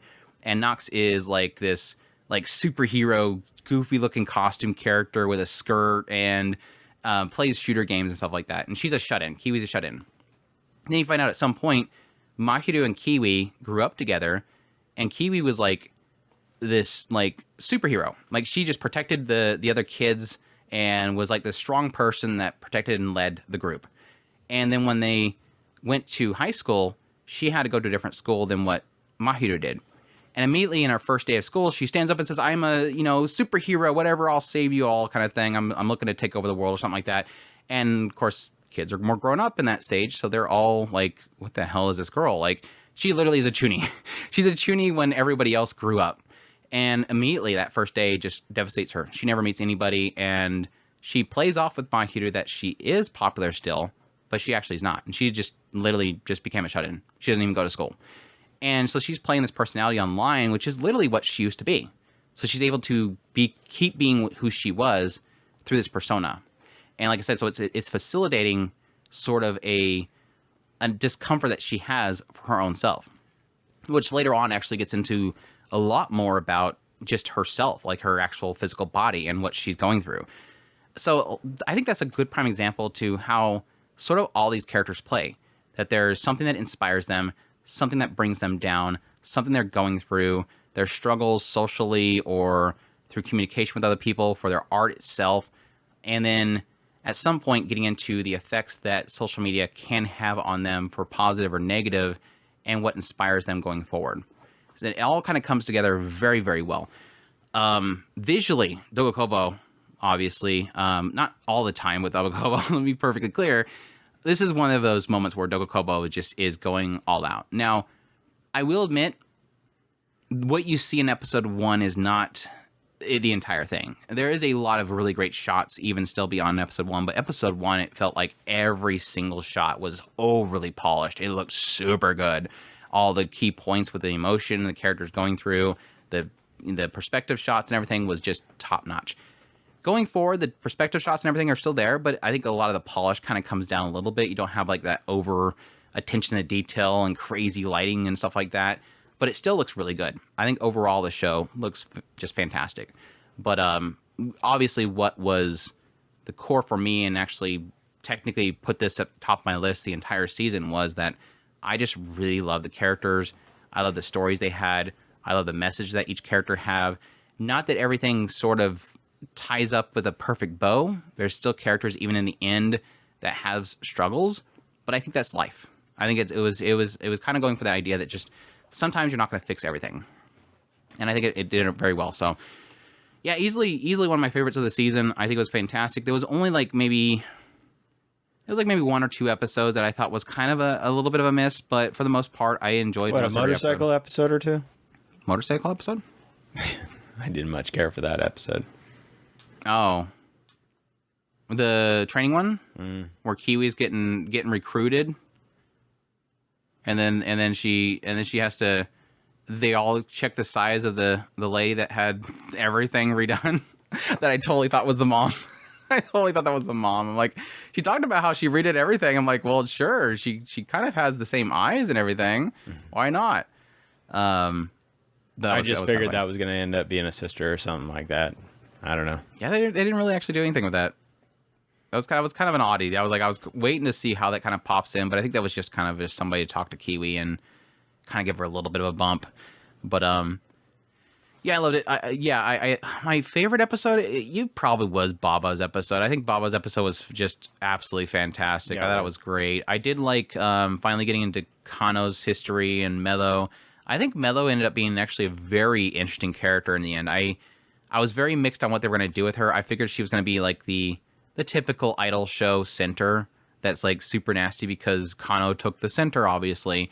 And I thought she was going to be like a schemer, but she is a schemer. But I think it was another one of those cases where I felt like I understood why she did what she did. She's really nasty. But at the end of the whole story, I kind of understood her through Kano. Because they sort of equate Kano and Mello as being equals, because they both look up to Yukine, which Kano looks up to her mother, obviously, whereas Mello looks up to Yukine as like her leaders. She had no talent, and Yukine brought her in. So I really did like her character. They did something decently cool with her in the end. I know a lot of people were mixed on the last episode. I thought it was solid. I do agree with a lot of people that I felt like there was a lot of threads they had to kind of wrap up at the very end of it, that it did feel like it was trying to rush things through, but I think it did well enough to kind of subvert my expectation in some areas. I thought the scroll cast was fantastic at the end. It got me emotional. I think it did a good job of kind of wrapping everything up, but Yeah, I think overall really enjoyed it. Again, great visuals, great characters, great emotion, some unique storytelling here or there, some reliance on some tropes. Like I think the whole falling out between Kano and Mahito was dumb.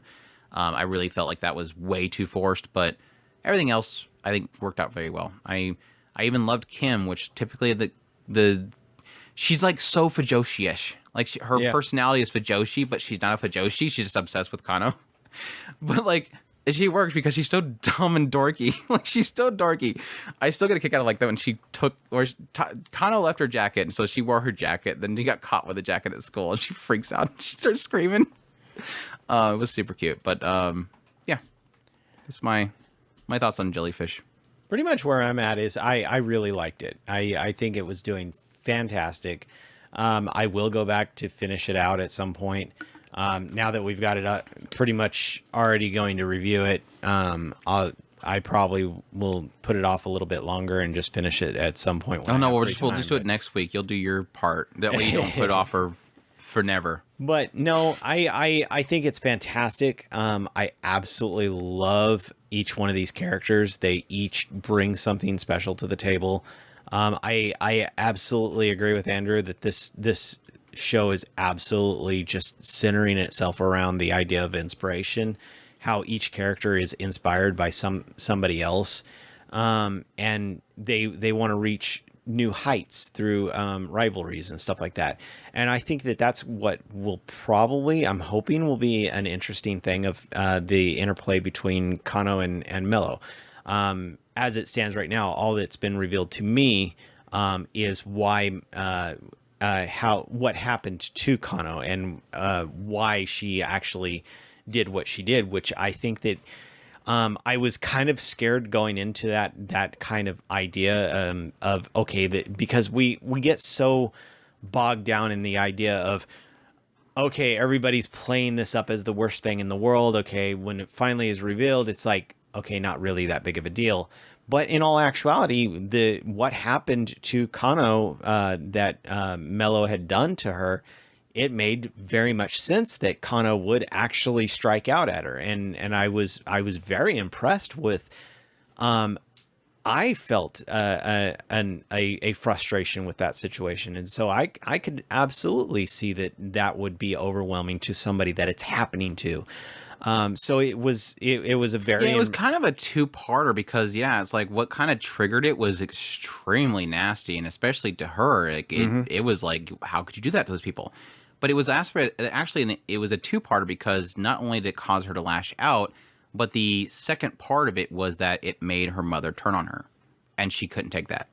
And that was like, again, that was the 1-2 punch. It was like suddenly out of nowhere. And it's sad they never really kind of made it clear, but I guess I can kind of assume that was really the case. It was that aspect of, oh, so you were going to get my way too. And it was like, oh, I was hoping like that. That's not really what she said, right? It was like a really nasty kind of, what? What? That's messed up. Anyways, idol industry, cutthroat, man. Idol industry's cutthroat, dude. Good stuff, though. No, I think there was another part of that I did like, though, is that it's not just what inspires, but there's also like a little sprinkle in there at some point about choosing what inspires you carefully, because there's sort of like, there is an element of building what you're building off of a foundation that can't crumble too easy, like relying on something specific too much. Well, I thought that was actually a really good message at the end of it, so... Anyways, I could blab on for days about this show. I highly recommend it. One of my favorite shows. Let's go on to level 2 skill. Dude, I am so gonna miss this OP. I'm just happy Kajimiya got a main role for once. It's been... God, when was the last time Kajimiya had a main role part? She's so good. And I miss her so much. She's always these side characters. Like, even in Jujutsu Kaisen, she's literally a character that has like 2 lines over 2 seasons. It's highway robbery. Anyways, Chillin in another world with level... Did you say you finished this one? Yes. Yeah, you did. Okay. I thought we talked about it. At some point, he was mentioning that. No, we were talking about Banished Hero. He was telling me like this show where he... Easy Life or something like that. I'm like, what are you talking about? Oh, you watched that show? Chillin in another world with my level 2 super cheat powers, or level 2 kara cheat data. Moto Yusha Koho no Matare Isekai Life. And this one is done by JC Staff, 12 episodes on Crunchyroll. Light novel, adventure, fantasy, romance. This opens up with a guy who is a merchant in a fantasy world. Kind of give a really quick sense of like there's like a persecution with the demon kind in that world, and they'll like make these people work, and then he wants to pay them a little extra so they can go out and party, and they're like, you don't do that with the slaves, and they get mad at him, but he still pays them. And then suddenly, boop, he just teleports to another world. Like he gets summoned to another world where he's summoned by this kingdom. They summon two people, him and some. I don't think they ever give him a name. I think they just call him Yush the entire time. The golden-haired hero. But yeah, they check Philo's skills very quickly, and he's like level 1, and they're like, oh, that's not good. He's like, yeah, I'm just a merchant. Why am I doing here? Can you send me back? They're like, no, we can't do that. Sorry. And then everybody starts paying attention to this other guy they summon, which was the golden-haired hero, and he's like 99 everything. So he's like super powerful. So everybody starts focusing on him. The king, like, trying to cover up the fact that they summon him, they send him out to a land where he can live his rest of his life peacefully, and they even give him a bag of goodies that he can survive with. They put him in basically a jail carriage to take him out there. He's talking with the carriage rider the entire time, like, hey, man, they persecute you, got your kind here? He's like, no, we don't do that. Takes him out in the middle of nowhere. I guess even though the carriage guy didn't want to talk to him, he was like kind of nice to the carriage guy. So the carriage guy's like, look, you should get out here really quickly, but I had to go. Leaves him behind, but basically gave him that warning. Yeah, kind of find out the king gave him this pouch that has like this taunting ability to draw in monsters just to get him killed and, erase his existence so that it covered up basically. And yeah, he ends up killing the things that come after him, ends up using some ability that cleanses this forest, like a super OP ability to cleanse the forest. Kind of find out later on there was like an entire army in that forest, so he just leveled up to infinity. But he doesn't know what the symbol means because he's from another world, not ours, so I guess he doesn't know what the character means. But yeah, that kind of turns to him going back home with a teleport ability, back to the kingdom, changes his appearance so nobody knows him, goes to the Adventure Guild, ends up running into this little cute girl that was trying to get help for some trouble they were having back at home. He teleports them out there. Ends up being a demon, Fenrir, that attacks them, and he beats up the Fenrir, and then at that point, the Fenrir falls in love with him. Says he dominated her, but didn't kill her, and that she wants to serve him for the rest of his life, calls him master, and wants to be his wife, and then... Danda-sama? Yeah. What it turns into from here is that, yeah, the golden-haired hero, he sucks. He's like super lazy, he doesn't help them out much. There's the humans that are warring against the demons the entire time. The demons are trying to recruit Philo, but he's like, no, I don't want to get involved in your war. He's very much so against persecution of any kind. And then you have the demons are every now and then trying to recruit him to join them. So he's kind of in the middle area, staying neutral as everybody's fighting each other and wanting him to get involved. But he just wants to live a peaceful life in this new world with his super OP abilities, with his Fenrir waifu, and these other adventurers that join him eventually. They have...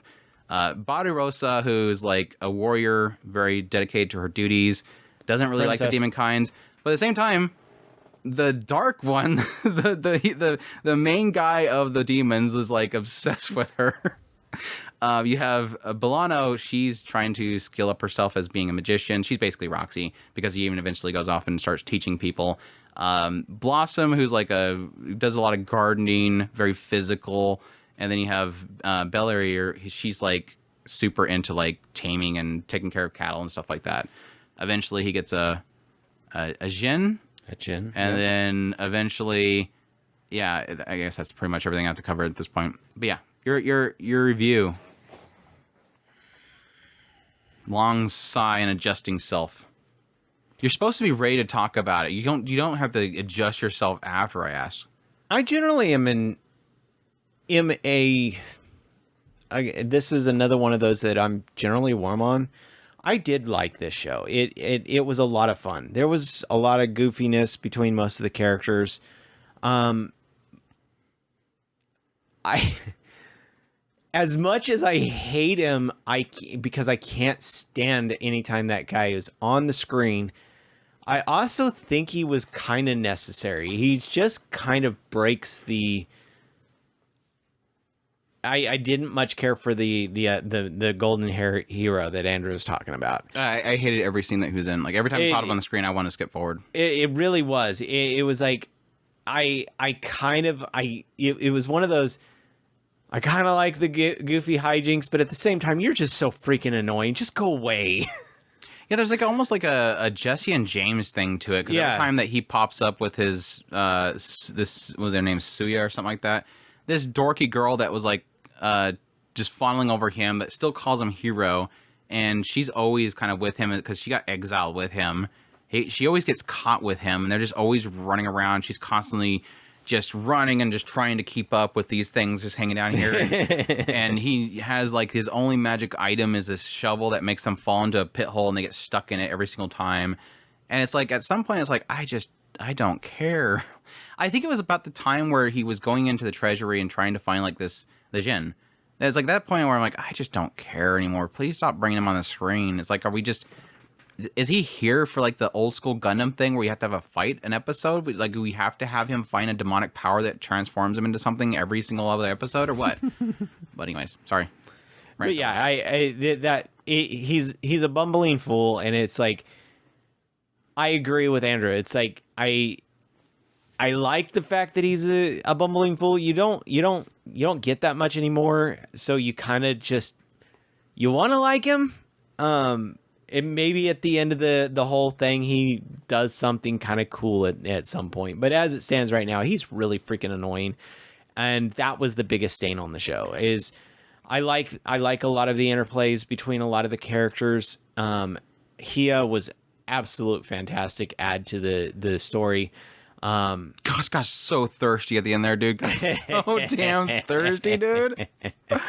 I gotta figure out what this Philo and Fenrir guy is talking about doing. So I'm gonna go inside of my mind's eye to talk with this thing that's sealed up inside of it, which is this crazy witch. Hey, you're gonna show me what they're gonna do. But wait, we're both girls. Don't worry, I'm a Jin. I transcend genders. And it's like, what is going on? And then like literally she's like, oh crap, I guess it's not gonna work. I got kicked out of my own mind's inner mind. Okay, well I'm just gonna follow Beryl into this. It was a room that had adult toys in it or something like that. And she like literally go in there together, and it was like this whoo noise at the end of it. I'm like, okay.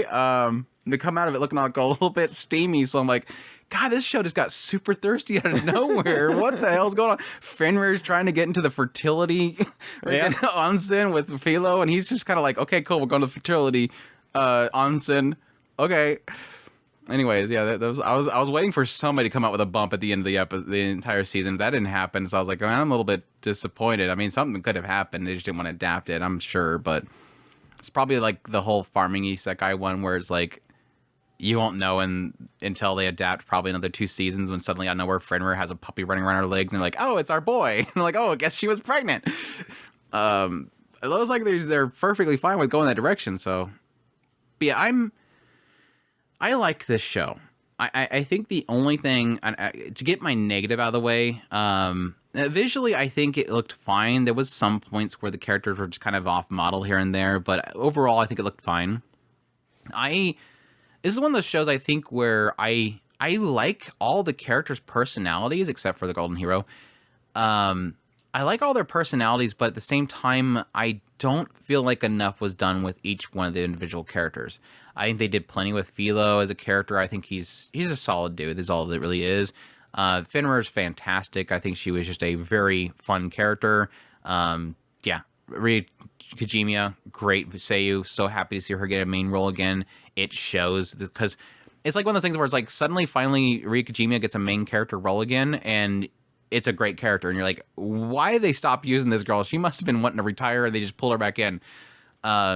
Bally Rosa, I found a lot of fun out of, and that was mostly around her trying to avoid Goal, and technically later on getting into the idea that she can't accept the demons, and it's mostly not technically directly, but indirectly she's seen the damage of the war. Belano, Blossom, Berleri didn't do anything with them. Like they were just like, it was like they were just there, and I'm like, are we gonna ever touch these characters? It kept introducing a lot of characters and not really doing anything with them. And that's kind of the problem that I did find with the show, is that there's a lot of characters, but they don't want to really kind of get into them, or I guess at least make a purpose for them being there. Because in the end of the day, like after the season's end, it's like, what is the point in having Belano there? I think she's cute. She's literally Roxy, like I said. No joke. She's literally Roxy. She's a Roxy implant.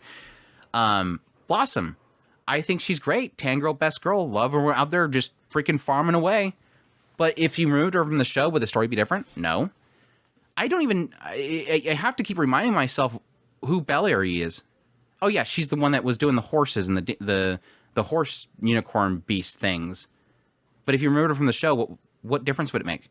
They're just there to every now and then be on the couch and talk about the current situation. It's like, what's the point of them being in the show if all they're here to do is show up every now and then to say, I hope we're doing enough to stay here. That's all they're doing. Get them off the show. Like, they're not doing anything. Well, I think that the problem was it was trying to force it to be a harem, but it's not going to be a harem. And I feel like it's almost one of those things where it doesn't... Do you think that it's more because they're Fenris was being too pushy with the whole idea of he's mine? I don't think that it was necessarily negating the idea of a harem. The reason I say that is because the moment that Gull starts showing up all the time, and Balarosa is trying to avoid him because she's having dreams about him, like, wanting to marry her. And so it's obvious like this doki doki thing going on, and they're talking about like he keeps showing up and he's looking for her, and they're like, well, it's obvious because maybe he likes you, and he's like, the dark one, I can't go out with the dark one. He probably wants to kill me because I'm a princess. So it's like when he showed up, I was kind of happy because it's like, okay, cool. Now Ballyrosa can focus on him because this isn't a harem. It's like, again, it's trying to act like he has a house and a room full of harem members. Oh, there's Bellows, and she's constantly going, man, I can't wait to get my shot. And it was funny at first, like the whole thing where Bolano, like she was putting on that ring or whatever. It was like she was doing. Yeah, she was putting a ring on her. Yeah, he gave her a ring that was for helping her with her magic, and she went to go put on her ring finger. That's what it was. And then suddenly Fenrir shows up behind and says, "Don't you even dare!" And then it cuts over to was it Ballyrosa, and she was like getting beat by something. She's like, "Stop acting like you're weak," just to get his attention. It was funny like right then, but then it was like it cut to the whole scene on the couches, and they're all like wanting to be a partner with him too, and they're saying they're jealous in their mind. It's like, it's obvious you're not going to do a harem thing. I mean, it could eventually in the story. I don't know. But for right now, it's like, I know you're not doing a harem. He seems like he's very dedicated to Fenrir's. Stop. Just take him out of the picture. They're not doing anything. They're literally doing nothing but every now and then saying, I'm jealous of Fenrir. Okay, get him out of here. There's no point in him being here. If you're not going to do something with their character, if you're not going to do something besides, I'm going to start going to teach things. Or Bellarosa going, I wish I was more useful around the house. Get him off the show. Like, get him out of the story because they're not doing anything. And they never do anything with it. And then it kind of quickly jumps to this whole bigger picture with Gull and him and the Demon Lord army, or their army, and the fact about the miasma, what do they call it? It was molecules, I think. It was like maliciousness or something like that, but it was like a particle. So it was like molecules or something like that. How the idea that the demons themselves, essentially, they get too much of these malicious particles, they literally can't control themselves. That's why the humans and the demons can't coexist, is because they generate too much of this and it makes them berserk, and so they end up fighting. And then that fight begats fight, and revenge begats revenge kind of thing is what they're going with that. Which I thought that was actually surface level, yes, but it was enough. Like, I think how they played out, the princess basically wanted to stop the humans from fighting. No, she wasn't. She was just trying to protect her people. Goal wanting to basically not fight. Then everybody behind him that had too much maliciousness were trying to take over the throne because they wanted to keep fighting the humans because they're starving to fight. All that stuff and how they can't coexist in between Ballyrosa and Goal, and how she can't accept him, and he seemed like he's a cool guy. I thought that stuff was, again, it was surface level, but I think it was enough that I was actually intrigued by what they did with the overall story. While Golden Heroes running around trying to escape from one side or the other. All the stupid golden heroes trying to run away from one side or the other and avoid traps at the borders. It was enough that I liked it. So in the end, first of all, I should have actually said this first of all. I don't know why I'm saying first of all now. Before I forget, best OP of the season. Like, this was easily the OP that every single episode I wanted to watch. Like, I could not watch it. And I'm going to miss it. Dama-sama. Dama-sama? Is Rikajimiya just being like the bestest friend, Dama-sama. It was super cute. Danmayo. It's so catchy. I loved it. Like, I was at the last episode. The last episode opened up with it. I don't think they ever did that before. I mean, I guess they could have, but for some reason it stuck out to me when I watched the last episode. It just opened up with the OP, and I'm like, oh, this is the last time, isn't it? I mean, that I'm like, literally, I don't go out of my way to go watch it. It's like I watch the episode and there it comes up on my screen. I'm like, oh, I love this song. Anyways, it was a joy of my week. But I think overall the show is solid. I did enjoy it. It was kind of it was just a fun show. And again, it definitely goes in the same category as something like One Room Angel, where it's like, I'm not going to push anybody to go watch it. It's not as if this show is doing anything really that good enough that it draws attention. But I think for an isekai fantasy show with an OP main character, it does it really well. Because I do especially like the fact that Philo's not constantly going around trying to strut his stuff. Like, it just kind of, something comes up and he kind of handles it with his OP abilities, but it's not like he's not actively trying to use them. Well, I like, one of the cool things that kind of came out of this is what is interesting about that is him being a neutral party, and the two kingdoms per se are wanting to use him, but at the same time they respect that they cannot force him to do something. And they're giving him that respect, which is to me, I thought was really cool, kind of something to consider is power comes the responsibility, and you can't just frivolously throw that around just to whoever is the highest bidder, because there's consequences to whatever decision you do make. But yeah, that's level 2 cheat power skills, something like that. Let's go on to Konosuba. I was actually very shocked that Chris managed to get caught up on this one, because I think when we did our first impressions, you were like, I still gotta watch a movie. And I was like, oh crap, you're that far behind? I think. No, you had to go through second season too, didn't you? No. Oh, okay. You just had to get the movie, right? Yeah. Okay. Did you like the movie? Is it all a blur together for you? It all blurred. It's like me for sounding funny. It's like, oh, the movie was him going through his lucky phase. Or it was with Mega Man, and then at some point they fought Sylvia, and then that's why he opens up this season being traumatized. Yeah, by sorry, Sylvia. it was a big blur. It was all a big blur. I liked it because it was like anything with Mega Man and going back to her family and the crazy, his popularity phase with Mega Man. Silvo. And why did they take Sylvia out? I like Sylvia. I mean, it's technically still there in the opening of the first episode or so. It's technically dead, and I'm sure they could bring it back at any point. Just win. Well, he's been resurrected like 20 times. Why can't they resurrect her? That's true. All Aqua's got to do is just talk to Edis. Is it Edis? It's Edis, right? I think her name was Edis. Anyways, yeah, this is Konosuba, God's Blessing on This Wonderful World, Season 3, or Konosuba Shi Sekai ni Shukufuku wo, third season. Streamed on Crunchyroll, ran for 11 episodes. I was actually shocked by that. I was like, wait, it's over? But there's only 11. Oh, it's only 11 episodes. It's always weird when there's like not 12, at least 12 episodes. But anyways, yes, done by Studio Dry this time around, because I guess Dean was too busy butchering 3 other properties. They didn't want to butcher this one.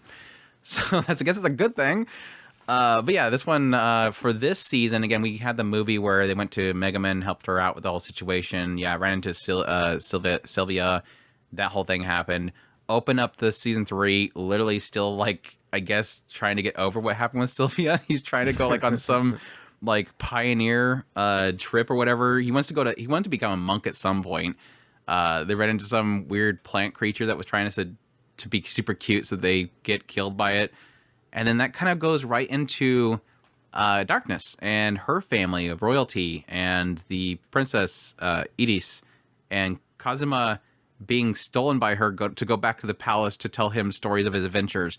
And that goes right into Darkness and her wedding herself off to help with the family debts and everything, and that crazy shenanigans. Oh yeah, they also introduced what do they call them? The divine artifacts? Yeah. Chris was looking for them, being employed by Edis and trying to find these artifacts that are very powerful, that seemingly are otherworldly, that isekais are trying to find because they have lots of powers. Like the one they ran into immediately was... No, the first one they ran into was the Moneymaker, and she stole that. Yeah, that was with the plant lady. What was it? What was the item itself? But it produced money. It was a drum thing. That's right. It was a dwaddle. They call them dwaddles. Something like that. No, that's I don't know. Anyways, yeah, it's a drum thing. But anyways, yeah. Then very quickly he finds one that the princess is actually in possession of, which turns into a really funny bit. But yeah, that kind of got stepped to the side for the whole thing with Darkness and her wedding off. And yeah, at the same time, he's making money with Vanir, making different. You mean popping bubbles? I was like, so he's making packaging material? No, it is literally just for stress relief. Like, he literally says it's for stress relief, and they just like start popping him and start stepping on him. It's so dorky. I was like, why? He actually made popping bubbles. But yeah, all of his genius devices that he's making for Vanir to make money. Like the first one he made was the lighter, which I'm like, that makes perfect sense, man. That's a money maker. If you can isekai and make an actual like a lighter, yeah. Anyways, what do you think of this season? I've noticed based on some folks that I talk to on a regular basis in DMs and our Discord community, talkyspirit.com, there's a link there. Discord community, it seems like both second season and third season, I feel like there's such a split on people. Like, some people love the second season but hate the third season. Some people love both the seasons. Some people, it's like it's flip-flop. It's like it feels like everybody's so polarized by the comedy between season 2 and season 3. And I kind of, I asked Chris before the podcast what his thought there, and I was like, that's kind of surprising. I'm seeing everybody's kind of just so split on everything.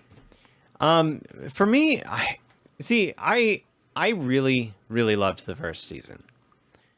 Going into the second season, I was falling away. That's the one thing I can say that most everybody agrees on, is the first season was great. Right. It's just it's after that is everybody's different. The second season, I was falling away. The third season, while I got a chuckle here and there, I don't hate the show. I absolutely love these characters. I love their goofy shenanigans. That will always be consistent, is the characters together is fantastic. Exactly. It's like, this is one of those shows that when the cast scrolls for the last episode and you see those dorks just being dorks, just going off in the sunset, you're like, I'm going to miss these dorks. Like, every season is like, literally, I'm going to miss these dorks. But in all honesty, I mean, I can probably count on my hands a couple of moments that I truly laughed. I mean, Silva was probably one of the goofiest things in this show. That was by far probably the funniest part, but at the same time, it was like the latter half of the movie and the beginning of the show. Andrew brought up the Iris's necklace.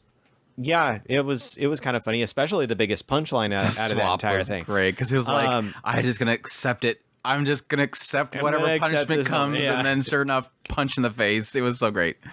And yeah, just the fan service chef kiss, the darkness, and was it Claire was in the room? Yeah, I was like, damn. The music is so great, that scene too. It's got that ooh wow bow bow. He's praying off to Edis at the same time. Every scene with Edis is so great too, and how Aqua's constantly talking about how she pads her chest. There's a few moments with Chris that I absolutely love. I still think every time he captures her and just gets grody. How can you laugh at that? How can you laugh at that? How dare you laugh at that? Between Chris and Union, they are easily the most underplayed characters in this show. What's funny is when Chris walked by at that one scene, I was like, she totally stole that thing, because there's no way he's going to have something that constantly makes money. Yeah. Which technically he's got fortunes anyway, so who cares about that trope? But like, when she passed by, I was like, oh cool, we're going to bring her in the picture because she totally stole that thing. And like, nope, she disappeared for like 3 more episodes before she shows up again. I'm like, they just do not want to use this girl. Yeah. Of course, she doesn't want to be around him because he steals her pants. Who wants to hang around Kazuma when you steal your pantsuit? But yeah, it's outside of that. I mean, those few scenes, I absolutely got a kick out of Megaman going absolutely ballistic over the idea of what is it? What did he call himself? The Oh, when he became the bandit to go in there with became the Chris. bandit. Yeah, She was she's going super nuts over geeking it. over him. He's so cool. He's so cool. Oh, yeah, it was great. But No, yeah, I think that's about it. All said and done, that was pretty much my funniest moments of the entire show. And you're talking about 11, like Andrew said, 11 episodes plus a movie. I mean, it's not that I hate the characters. It's not that I'm completely turned off of their community. I like their comedy. It's just it's not. I'm not laughing out loud every 5 seconds like I used to in the first season. I don't think that there was a moment to breathe out of all that. It was that goofy. So take that for what it is.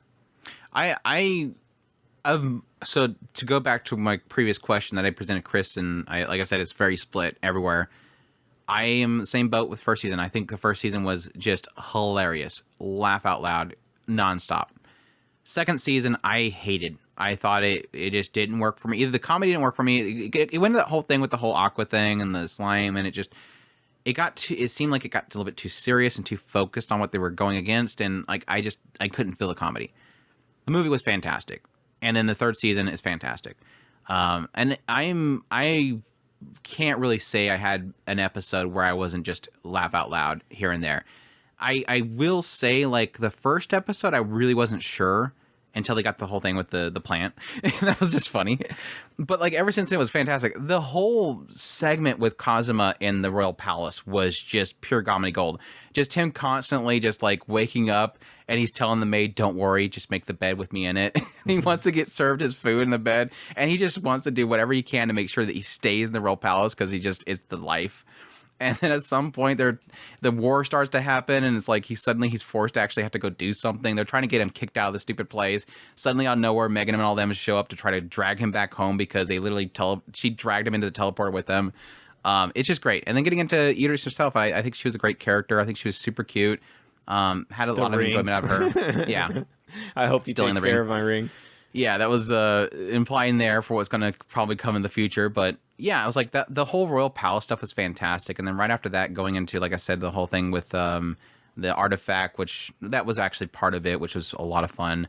Getting into Darkness herself, I thought that was hilarious. The scene where he was trying to hide in her bedroom and using the what was it called? It was his mimic voice thing. No, it was the she used like multiple blessings on him, protection and heal, auto healing or something like that, and charisma and agility, and then like expert mimic and what entertainment something specialist. And he's like, what's that last one?